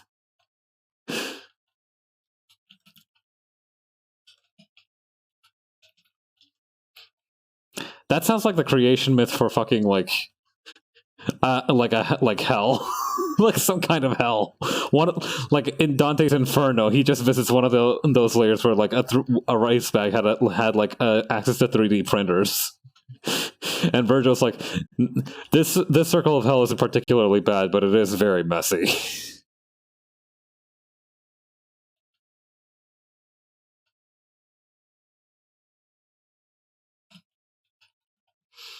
Man, I wish... Rest in peace to Dante Alighieri, because he would have fucking loved... He would have killed it on the modern satire scene. Yeah, the circle of hell, that's just really fucking difficult to get around. Not because like there's any like punishing things or anything, but because like there's just a bunch of tiny little trinkets scattered on the ground, and if you step on them, it's like stepping on a Lego piece.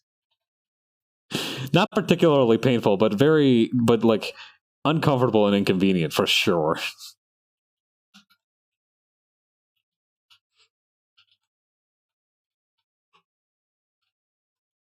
Yeah. I don't know. What kind of people would merit getting sent there, though? People who, like, cut in line at the grocery store?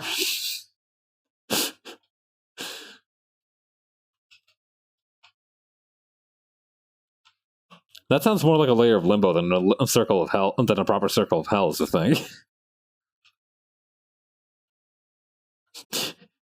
Yeah, minor inconveniences. If you forget to put your shopping cart, if you don't put your shopping cart back into the like little tray area and just leave it in the parking lot unattended, you go to that one.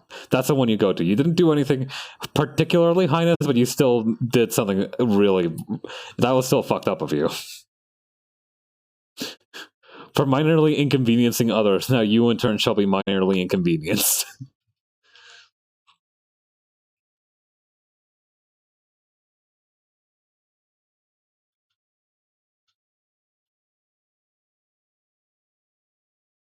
I'm gonna take some water.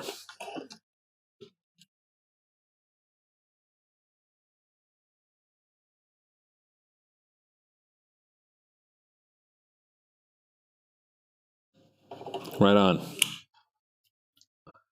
So then over here.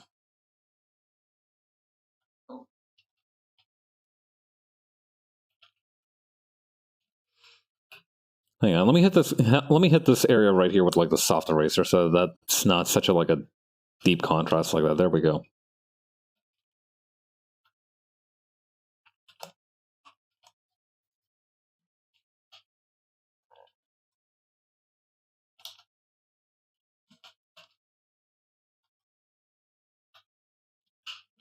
Okay, go back over here.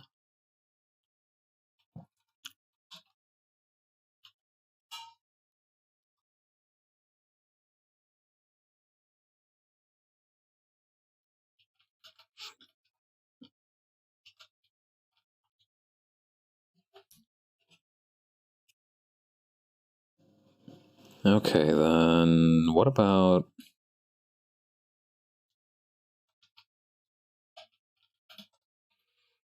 Yeah, to be honest, I think the reason that I'm like so gung-ho about this is because I just got my tax return very recently. So I have a little bit of money in burning a hole in my pocket. I don't know. I like the logical part of me says I should save that, but like the other part of me says that like, you know, spend it while you can. Money was made to be spent after all. It's all well and good to save it for a rainy day, but you shouldn't deny yourself like basic luxuries. That's the way it should be, at least. Yeah, the siren call of like tax return time.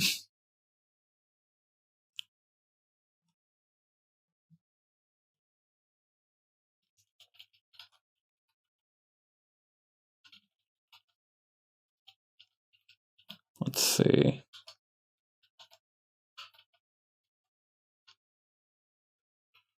Honestly, like to be honest, buying a 3D printer is probably not the worst investment I could make because honestly, like just buying art stuff is never a bad call. Speaking of buying art stuff, or actually more like speaking of the library, I do wonder if they have copies of like Andrew Loomis books, because I have a way of getting Andrew Loomis books, right? Like I can get those books, but it's nice to get like a physical copy, right? I feel like those are the types where you'd have an easier time figuring them out if you have like a physical copy. The problem is that I would need to like make time to properly learn from those. And as it stands, I'm a little backed up, so I can't make like plans right now. I think that's the main thing that's been holding me back recently, is that I've just got a lot on my plate and I can't make like plans. I can't scheme in these conditions.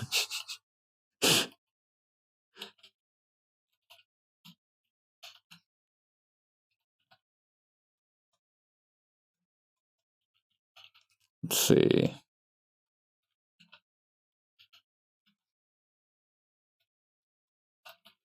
Okay, we'll do this part next. Yeah.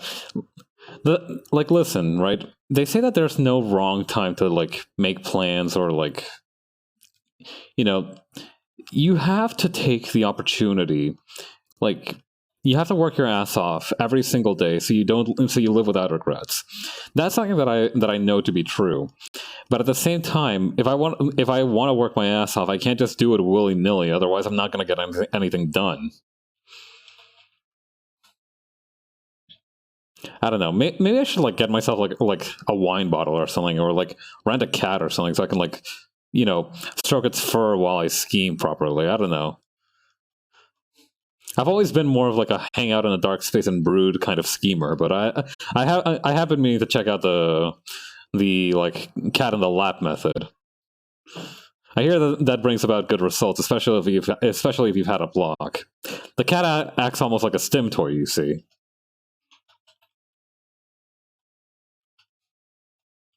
You know, I don't know. It's a good thing that I subscribe to Supervillains Monthly. Otherwise, I wouldn't know all this great advice. It's a perfect cover-up. Nobody buys print magazines anymore, so like, nobody thinks to check them.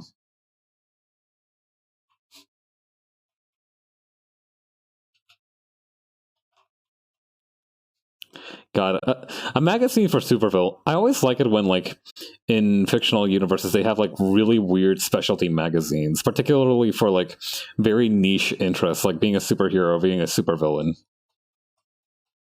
Always find that very fun because like I find it difficult to like imagine what kind of content they would be able to scrape up without like resorting to like just becoming like an advertising rag.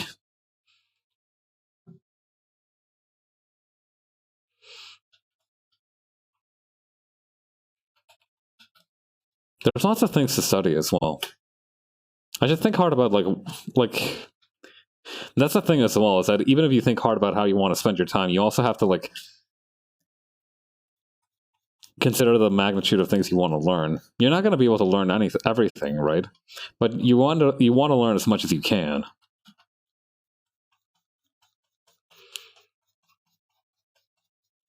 Knowing what you need to learn is, I think, step one. But there are cases where, like, for a lot of these things, right, the issue isn't so much like lack of willingness, but also like lack of knowing what I need to know.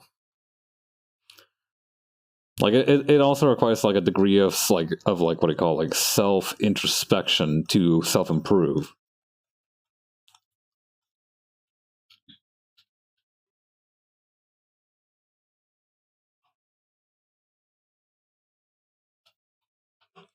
Let's see.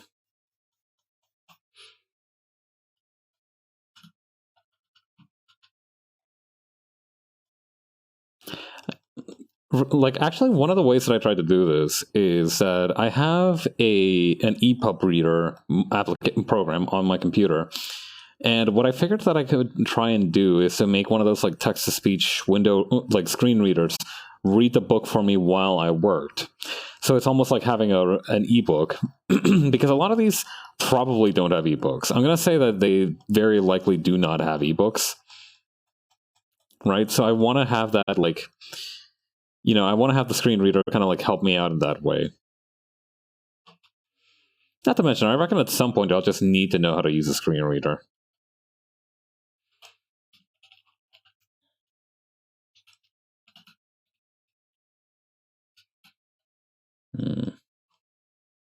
I guess the next best thing would probably be listening to podcasts, but I have very discerning podcast tastes. I never figured out how to get it to work with the built-in Windows screen reader, so I'll have to play around with that idea some more. There's also the possibility that the program I use to read my books just is not compatible with screen reader software, in which case, well, I'll figure it out when I get there.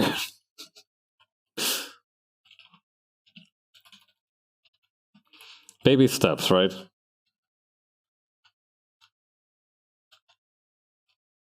The first step is always the most difficult to take as well. That's also a good point, is that like, thinking about something and like actually doing something about it is like the difference between like, yeah, what is that one saying, right? Like that the difference between 1 and 0 is almost as big as that between 1 and infinity. It's that kind of same concept. Like if you take that first step, you're already halfway there, really. Obviously, you're still going to need to bust your ass off, but like if you take that step, you've basically kind of enabled yourself psychologically, if that makes sense. That sounds really douchey, but like that's the best way I can put it. That like starting something, and it's easier to start something and keep it going than like never start than something anyway, than like starting period. Like once okay, so here's an example: washing dishes. For me, I find it very easy to wash dishes once I like start doing it. Like, you know, I'll be like, oh, I've already washed like 6 different dishes. I don't really need to wash the rest, but I'm already here, so like, why not, right? Like, it's easier for me to finish that and then get going.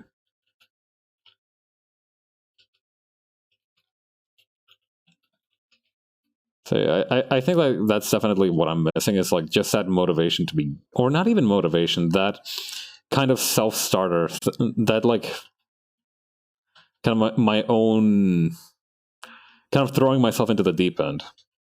I've talked about this earlier. I believe that like tough situations really do make you stronger. Like you shouldn't like try to be in a tough situation for yourself like 24/7, but like throwing yourself into a tough situation without really thinking about the consequences every once in a while is a good way to grow spiritually and in a lot of different other ways as well. What shading color did I use for the like thumb one? For the thumb leather. I'll figure it out. That, yeah. That again. Then again, it's been a while since I've like challenged myself that way. I say as I make as I'm working on one of the first comics that I've ever made. Yeah, maybe it's just that the challenges that I've been taking recently lack variety. Maybe that's why I'm dissatisfied about stuff. Much to think about.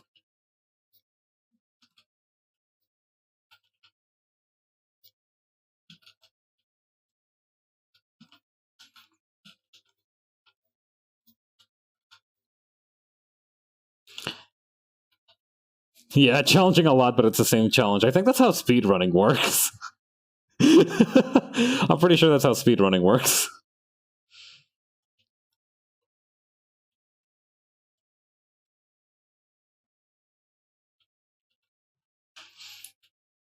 Let's see. God, I cannot wait to see like the crazy.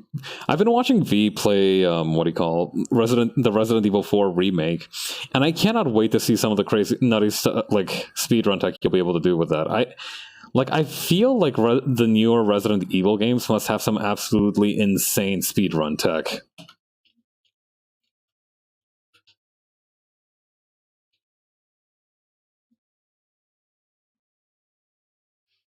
Yeah, I like it when like games have like really crazy speedrun shit when they're like dead serious. Actually, let me look something up real quick. Like record time speedrun Resident Evil 2 remake, or actually Resident Evil Village. Speedrun.com. Okay. Any percent. Okay, number one, any percent is 1 hour 25 minutes. Knife only 1 hour 52. Wait, glitchless? Now hang on. Okay, wait, no, I see. Okay, so the difference between glitchless and any percent for Resident Evil Village is 4 minutes. So I don't think there's like I don't think there is like any. That doesn't feel like, you know, I feel like the main. You can tell how much crazy glitch stuff is in a game by just how much the any percent category or like glitchless category has a difference, right?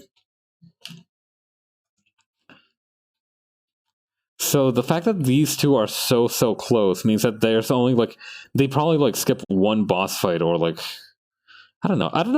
I don't know much about speedrunning, so I'm not qualified to talk about this. But I feel like that shows that there's not a whole lot of glitches available.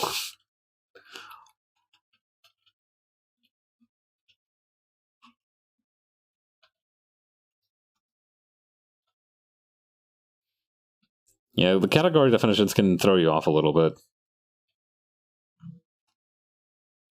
I used to think that PB was a category until I finally realized it just means personal best.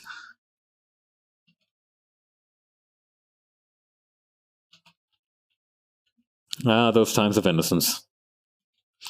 Glitch Plus might have some glitch allowed, but like it's not some big one. That's true. What's the glitch category for New Vegas like? Because those have to be nutty.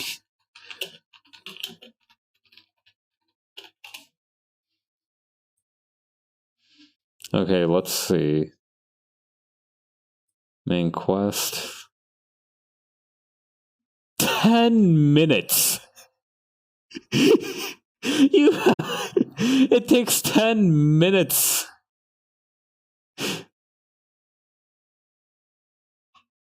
For the Yes Man ending. For the house, it's even shorter, 9 minutes.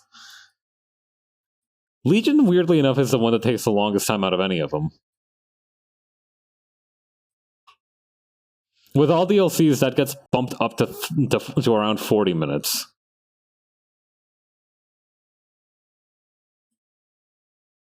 Oh yeah, and that's like with like loading with like loading screens included. Without loading screens, that gets shaved down to like 9 minutes. Yeah, speedrun.com user wave clipping. I salute you. You are terrifying. Like I feel weird just like sequence breaking out of Good Springs in New Vegas.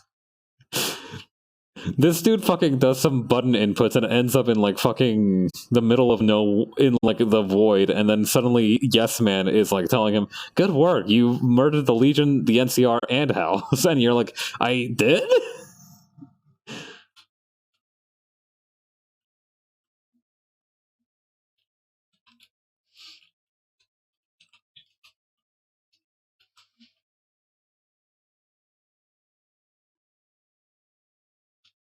Yeah, speedrunning is like a fundamentally different way to enjoy.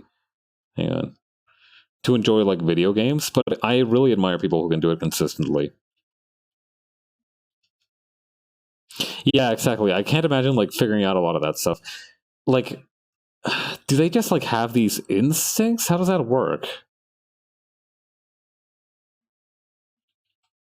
Like is it like how is it kind of like how a hog can sniff out a truffle? Like they can just sniff out like potential skips. Like it you know, I imagine a lot of it is just like trial and error and like accidents, but like you know, it's like ridiculous some of the things that they discover even on accident. That reminds me of like the best example of like of this that I can think of is actually for Ultra Kill, the video game Ultra Kill. There's this technique you can do in there called like slam sword that lets you jump very, very high. And I've done it a couple times. It's very satisfying to do. Very difficult to do for me though. Anyway, I've done this a couple times, and like and like I saw a video of the person who discovered this tech, and it was like they were in like a Discord server, and they were like, "Hey, check out this new technique I found," and the other dude was like, "Huh, goofy," and like that's the entire snippet that they showed. And like this is a technique that like fundamentally changed speed running for the game.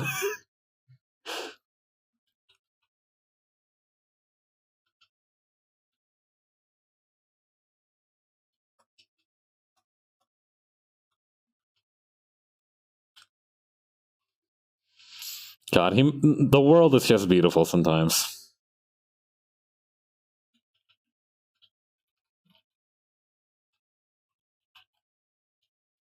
I love being on Earth. I truly do.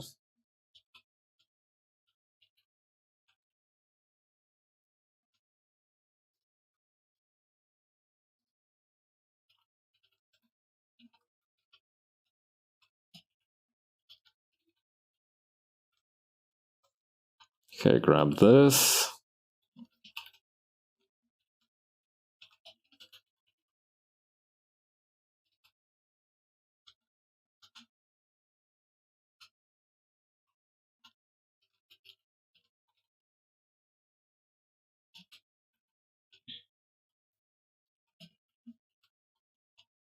Grab this like this.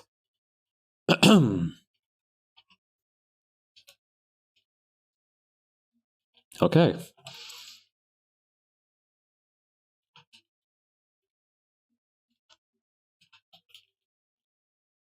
And after that, let's grab the hair shading. We'll do the jetpack last. I think after we do the jetpack, we'll call it a night.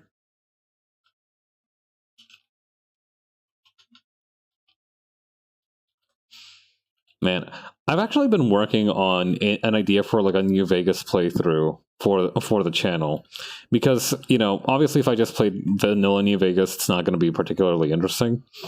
So I've been thinking about some ways to make it more, to give it a little bit more variety, and I've come up with some good ideas, but that's probably going to be it's going to be a minutes away. First of all, on account that like playing New Vegas from beginning to end is going to take like a lot of streams. Like it's gonna be like, we're looking at it like, okay, how long is a like average New Vegas playthrough? Depending on how much I die, it might be like upwards of 30 hours, which is how long the Disco Elysium one was. And even assuming I do like 3-hour streams, that's still like 10 streams. The good news is that being that I do being who I am and having a lot of experience in New Vegas, I can just skip the side quests that I find personally annoying.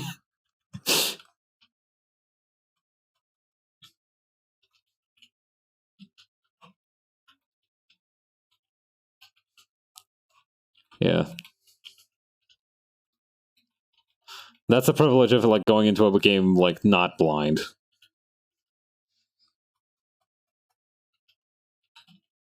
I definitely want to do some of the DLCs, although maybe not Honest Hearts. I'd have to do Dead Money because that would be very like my suffering would be hilarious in Dead Money. I actually really like Dead Money, but like I don't remember anything about it. I remember it kicked my ass like up, down, and around, and that I didn't really understand what was going on at all during the thing. But I like the atmosphere of it. I enjoyed the vibe, which included like getting torn apart by ghost people and noxious toxins. The funniest thing, I think, is that so the thing is, right, the New Vegas DLCs were not released in order of, like... Okay, so the New Vegas DLCs have, like, level recommendations for each of them, right? So, like, I think you can do, what do you call... Old World Blues, like, starting level 15 or something, like, that's the recommended level. God, I love Old World Blues. But I think Dead Money is like in the 20s, and then Honest Hearts is also in the 20s, and then like obviously Lonesome Road is like at the very, very like high 50s level, on account of the fact that it will fuck you up completely. I still have nightmares about... Well, no, I don't have nightmares about Lonesome Road, but I do remember that, like, just for the bit, I did choose the ending where, like, the Legion camp got unmade. And I went to challenge it, and I remember dying so fast that it actually made my head spin a little bit. Which is probably what I deserve for doing that, in retrospect. I mean, yeah, fuck a Legion, but also, like, the world didn't deserve that.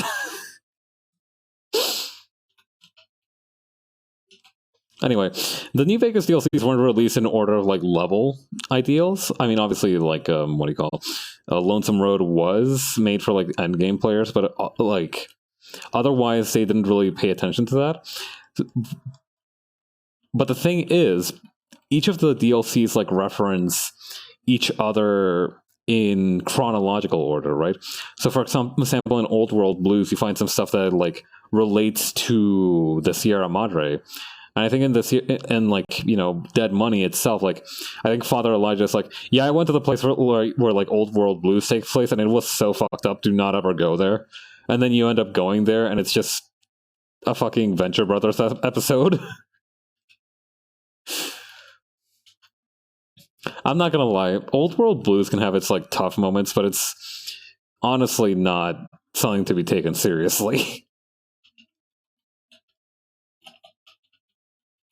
Yeah, rip to Elijah, but I'm built different.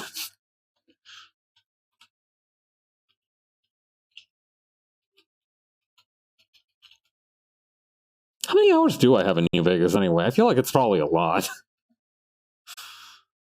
I played the hell out of the game in high school.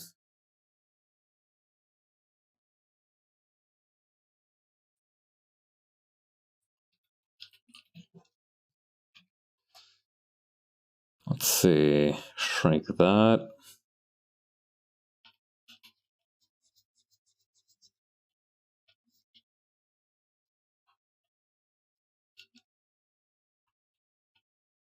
There we go.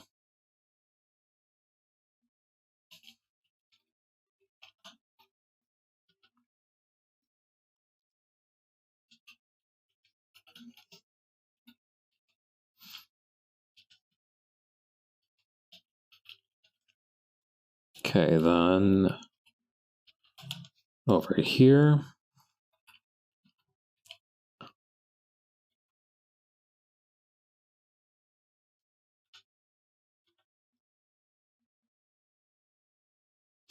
But yeah, I don't know why Dead Money is like one of my favorites of the DLCs. Given that I didn't understand what the fuck was going on, because of the fact that like when I played it, I was like both 15 and also fighting for my fucking life against like the ghost people.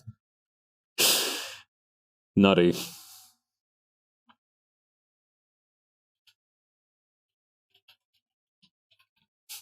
I was a little bit too busy not knowing what the hell was going on in general, and also like fighting for my life to kind of understand the deep, nuanced themes going on in that DLC.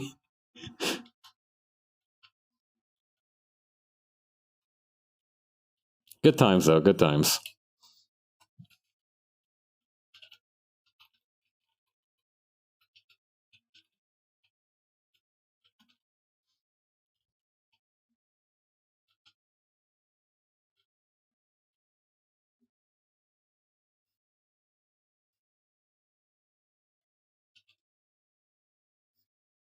Let's see.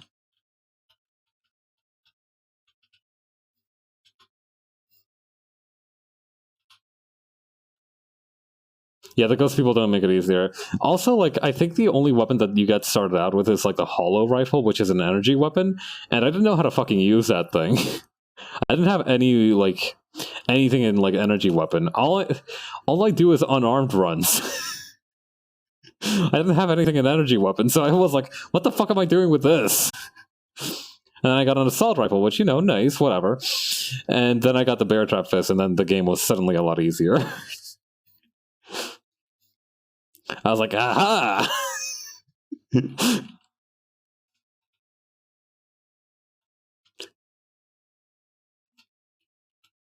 Granted, they were still a nightmare to fight, but like, you know, significantly less so after I found the bear trap fist. God, I think the reason that I still love New Vegas so much is because it has to me like one of the most memorable unarmed variety of weapons in both the Fallout franchise and in any video game, I think. Because, you know, in most video games they just like give you like knuckle dusters or like it's like as a bit or like while you're unarmed, right? You know, if you're lucky. Like for example, Skyrim, Elder Scrolls used to have an unarmed skill. Like they had like a proper unarmed skill that you could level, like any other skill.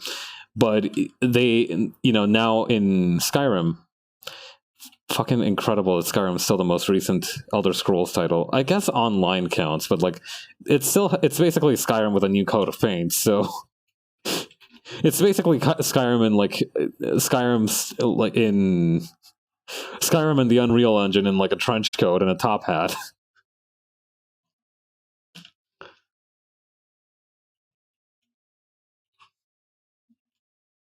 Yeah, they just took it out in Skyrim, but there is like a ring in Riften that you can get that lets you that lets you enchant stuff to be able to punch stuff better. And let me tell you, I tried doing like an unarmed, like a mostly unarmed run in Skyrim. Obviously, you need to be like a Khajiit or something. or actually no, I did. I chose. I choose Khajiit anyway because I like being a funny little cat person. But for an unarmed run, that is basically necessary. I've never finished Skyrim. I don't think you can finish Skyrim. Like I feel like Skyrim is almost like one of those really big, deep, profound texts, like the Tao Te Ching, right? Like where you keep going, like you can finish reading it, but you're not finished reading it. Like you haven't finished plumbing the depths of it. People are still playing Skyrim. You and me, we are both playing Skyrim right now, as we speak.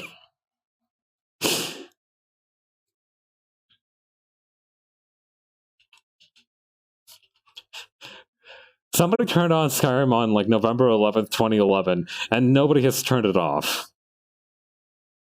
Todd has pulled us into the fucking Gold Experience Requiem time loop of Skyrim. There is no escape. There is no hope. There is only the cart going to fucking Helgen and the guy that talks to us in there. And we have been there since 2011, and we will be there until we die. It will be there long after we leave, and it will be there it was there far before we were born. Anyway, not to get over dramatic, but Skyrim's still a decent game. I still haven't finished the storyline missions of it anywhere.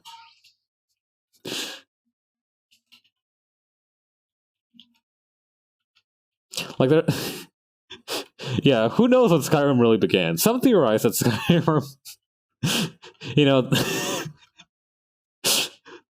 God, yeah, we're gonna uncover fucking Mesopotamian plates of some dude cursing out the mod loader.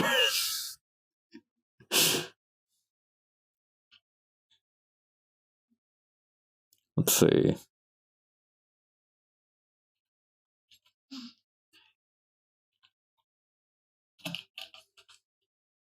Yeah, and like, who else would have made the? It's going to become like an Ann Nazir type situation. What if like Todd Howard is just a reincarnated Ann Nazir?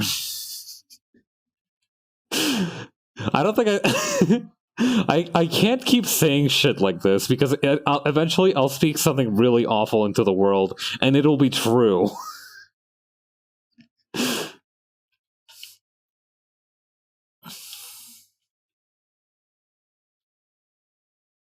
That's why all the recent games have crafting mechanics, because he's still trying to sell bad copper.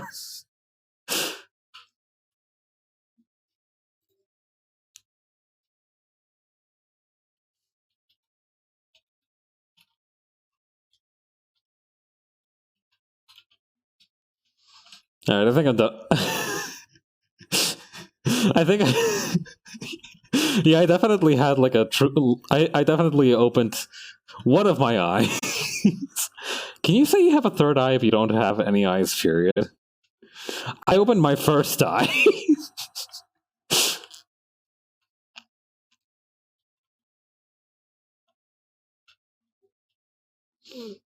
Anyway, I really hope that's not true. I really hope reincarnation isn't real, otherwise we are so fucked for eternity. Well, some of us are. I guess some of us will also escape the circle of reincarnation eventually, but like, that's probably not going to be me. I'm definitely going to be reincarnated into like an ant or something for at least a couple more cycles.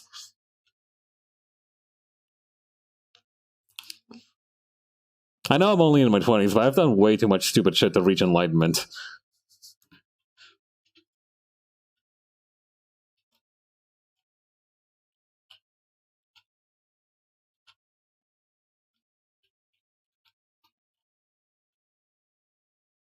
Let's see.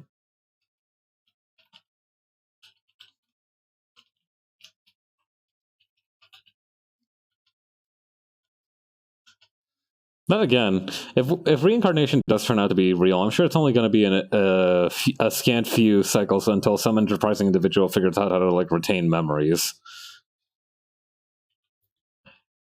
In which case, everything is going to become like one of those like isekai novels where like you return to the beginning of your high school days or something. except worse because you have to basically start from age 0.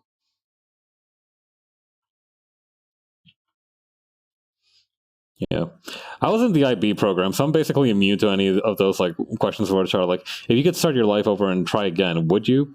First of all, I don't have that many deep regrets, and the ones that I do, the regrets that I have aren't the ones that I can undo. I would still have those regrets even if I did do though, if even if I went around. So that's I'm immune to it from that perspective, but also like also like I had to do like the IB program in high school, and if I have to do that shit again, I am going to fucking leave.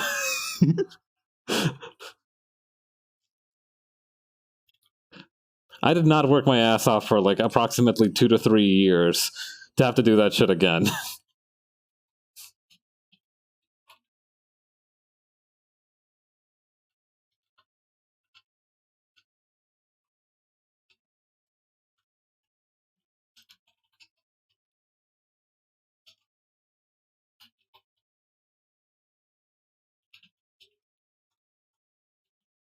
Yeah, that goes back to what I was saying earlier. Sometimes you do wonder like those like questions of what if, and you know that your life would be fundamentally different if you did go through that if. But also like the best you can do is take care of the present. That's all that's within your power.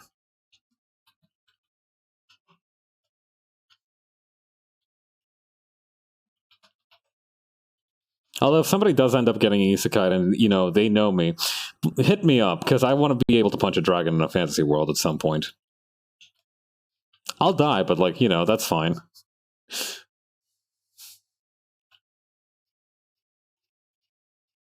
Like I will for sure get my ass kicked by the dragon for doing that, but it's fine.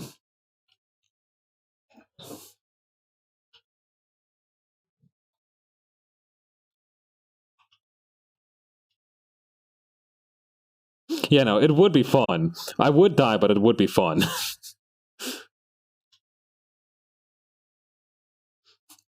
I imagine that phrase has like preceded a lot of new medical discoveries. I would die, but it'd be really fun. And then the next thing you know, some poor paramedic has just pioneered a new way to remove a friggin' I don't know takoyaki skewer from somebody's primary artery.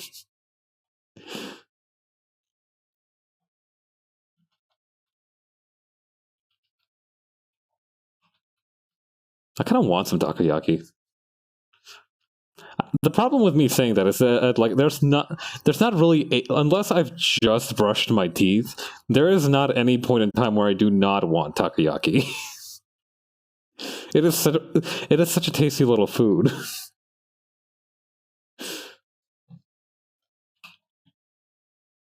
Yeah, eternal hunger. Yeah, foodie gets cursed to be like eternally hungry and never be full, and they're like, woohoo! I mean, obviously that life would become very hollow very quickly, but initially they'd be set. They'd be more or less set.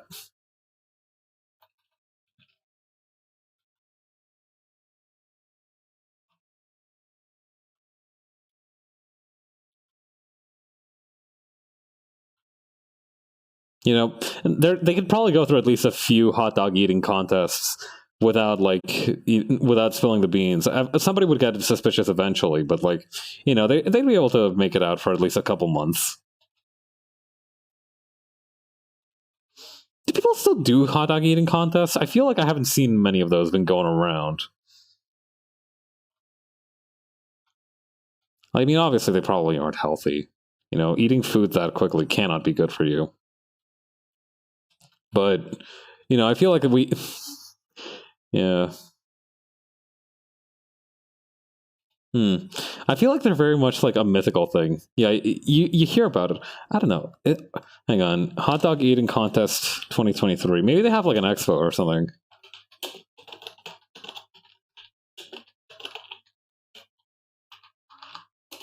2022. Let's see.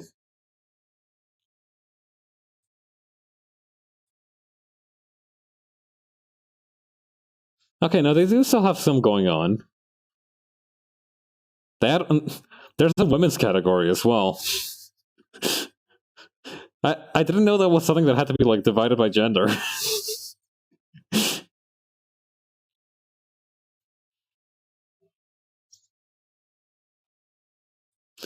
I I guess that makes sense. I don't know.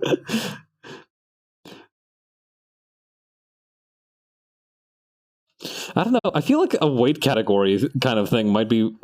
No, that would also wouldn't make any sense. Your weight category wouldn't actually tell you how many hot dogs you could eat. Like the reason they have weight categories in most sports is because like fundamentally a dude who weighs like 80 kilograms is going to punch much harder than a dude who weighs like 70 kilograms, because like even if that additional weight isn't muscle, that weight still gets carried through. If you know their technique isn't any good, that weight will still get carried through the punch.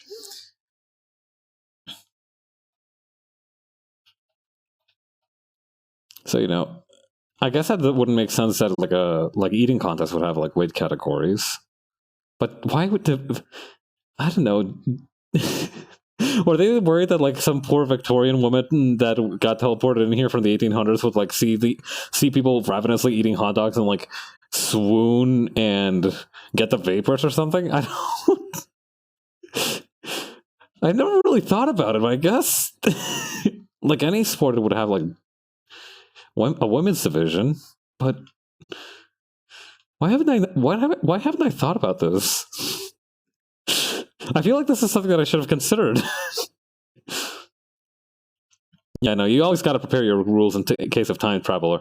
That is why most umpires do have that little gun. Besides the sound of starting fire, besides the fact that besides indicating when the race starts, they also have one of those suckers in case one of the future descendants of one of the racers tries to butt in and save their father from the catastrophic accident they're about to have. If they're fated to have that accident, they're fated to have that accident. The rules of anti-time travel track and field are ruthless but fair.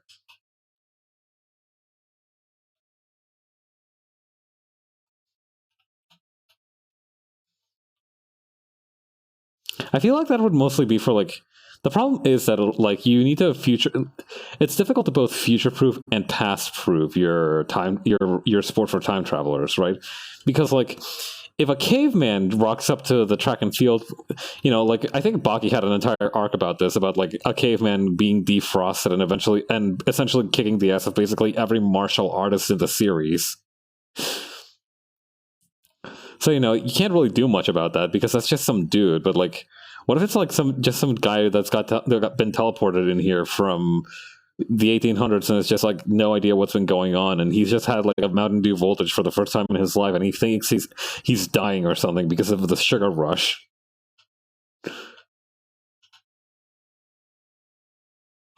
I feel like medieval presence would really like Mountain Dew voltage. Specifically voltage. The normal stuff maybe not so much. But I feel like voltage would resonate with them. They would love a blue elixir. Way too many scenarios to account for. Yeah, maybe that's why we haven't discovered time travel technology just yet. Big Sports is ensuring that we can't do that. They have the most to lose.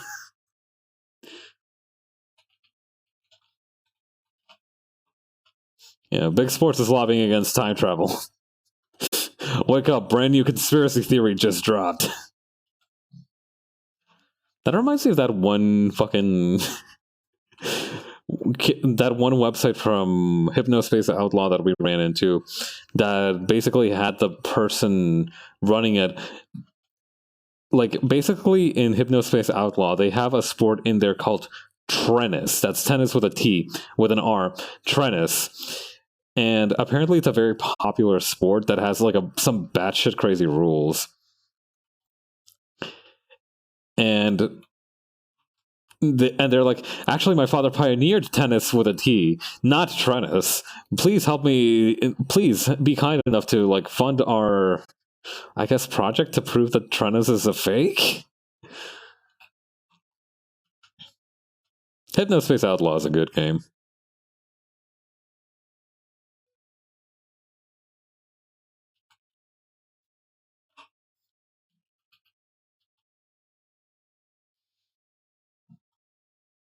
Let's see.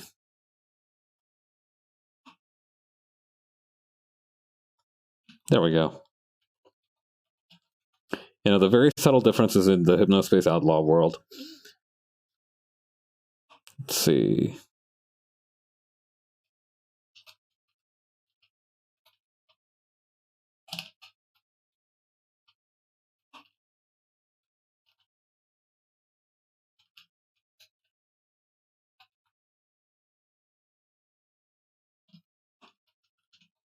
This feels too scratchy. There we go.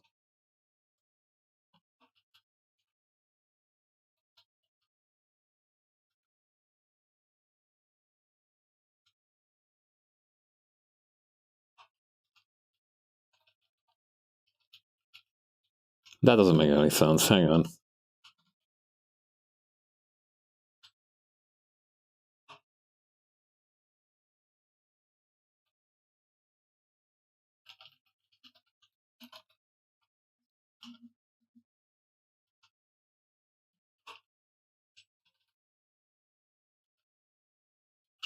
Yeah, okay, I think that'll do. I think that's this page done. Oh, you like the JPEG design? Thank you. Yeah, I worked hard on it along with with the author of the comic, Raph. Why did I call him Ralph? Don't tell Raph that happened. Please don't tell Raph that happened. They'll never let me live it down.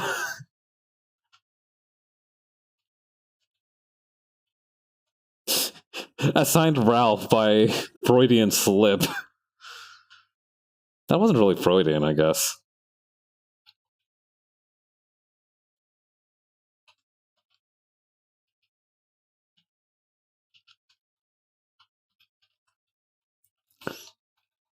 But yeah, nobody tell Raph about this. This one stays between us, okay? Let's see. Unless Raph is somehow in this stream, in which case... I guess I'll get an earful tomorrow about it. In any case, we finished this panel, I think. Yeah, we're pretty much done. I think the only thing to do would be maybe, like, have maybe slightly different colors.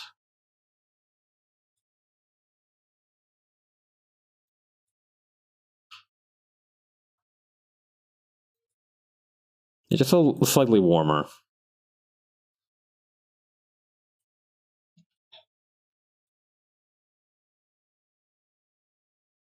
I feel like I almost need to erase more of the area right here.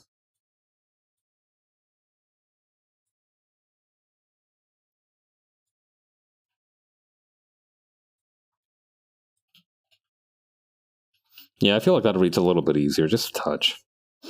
Alright, let me get over to the just chatting screen.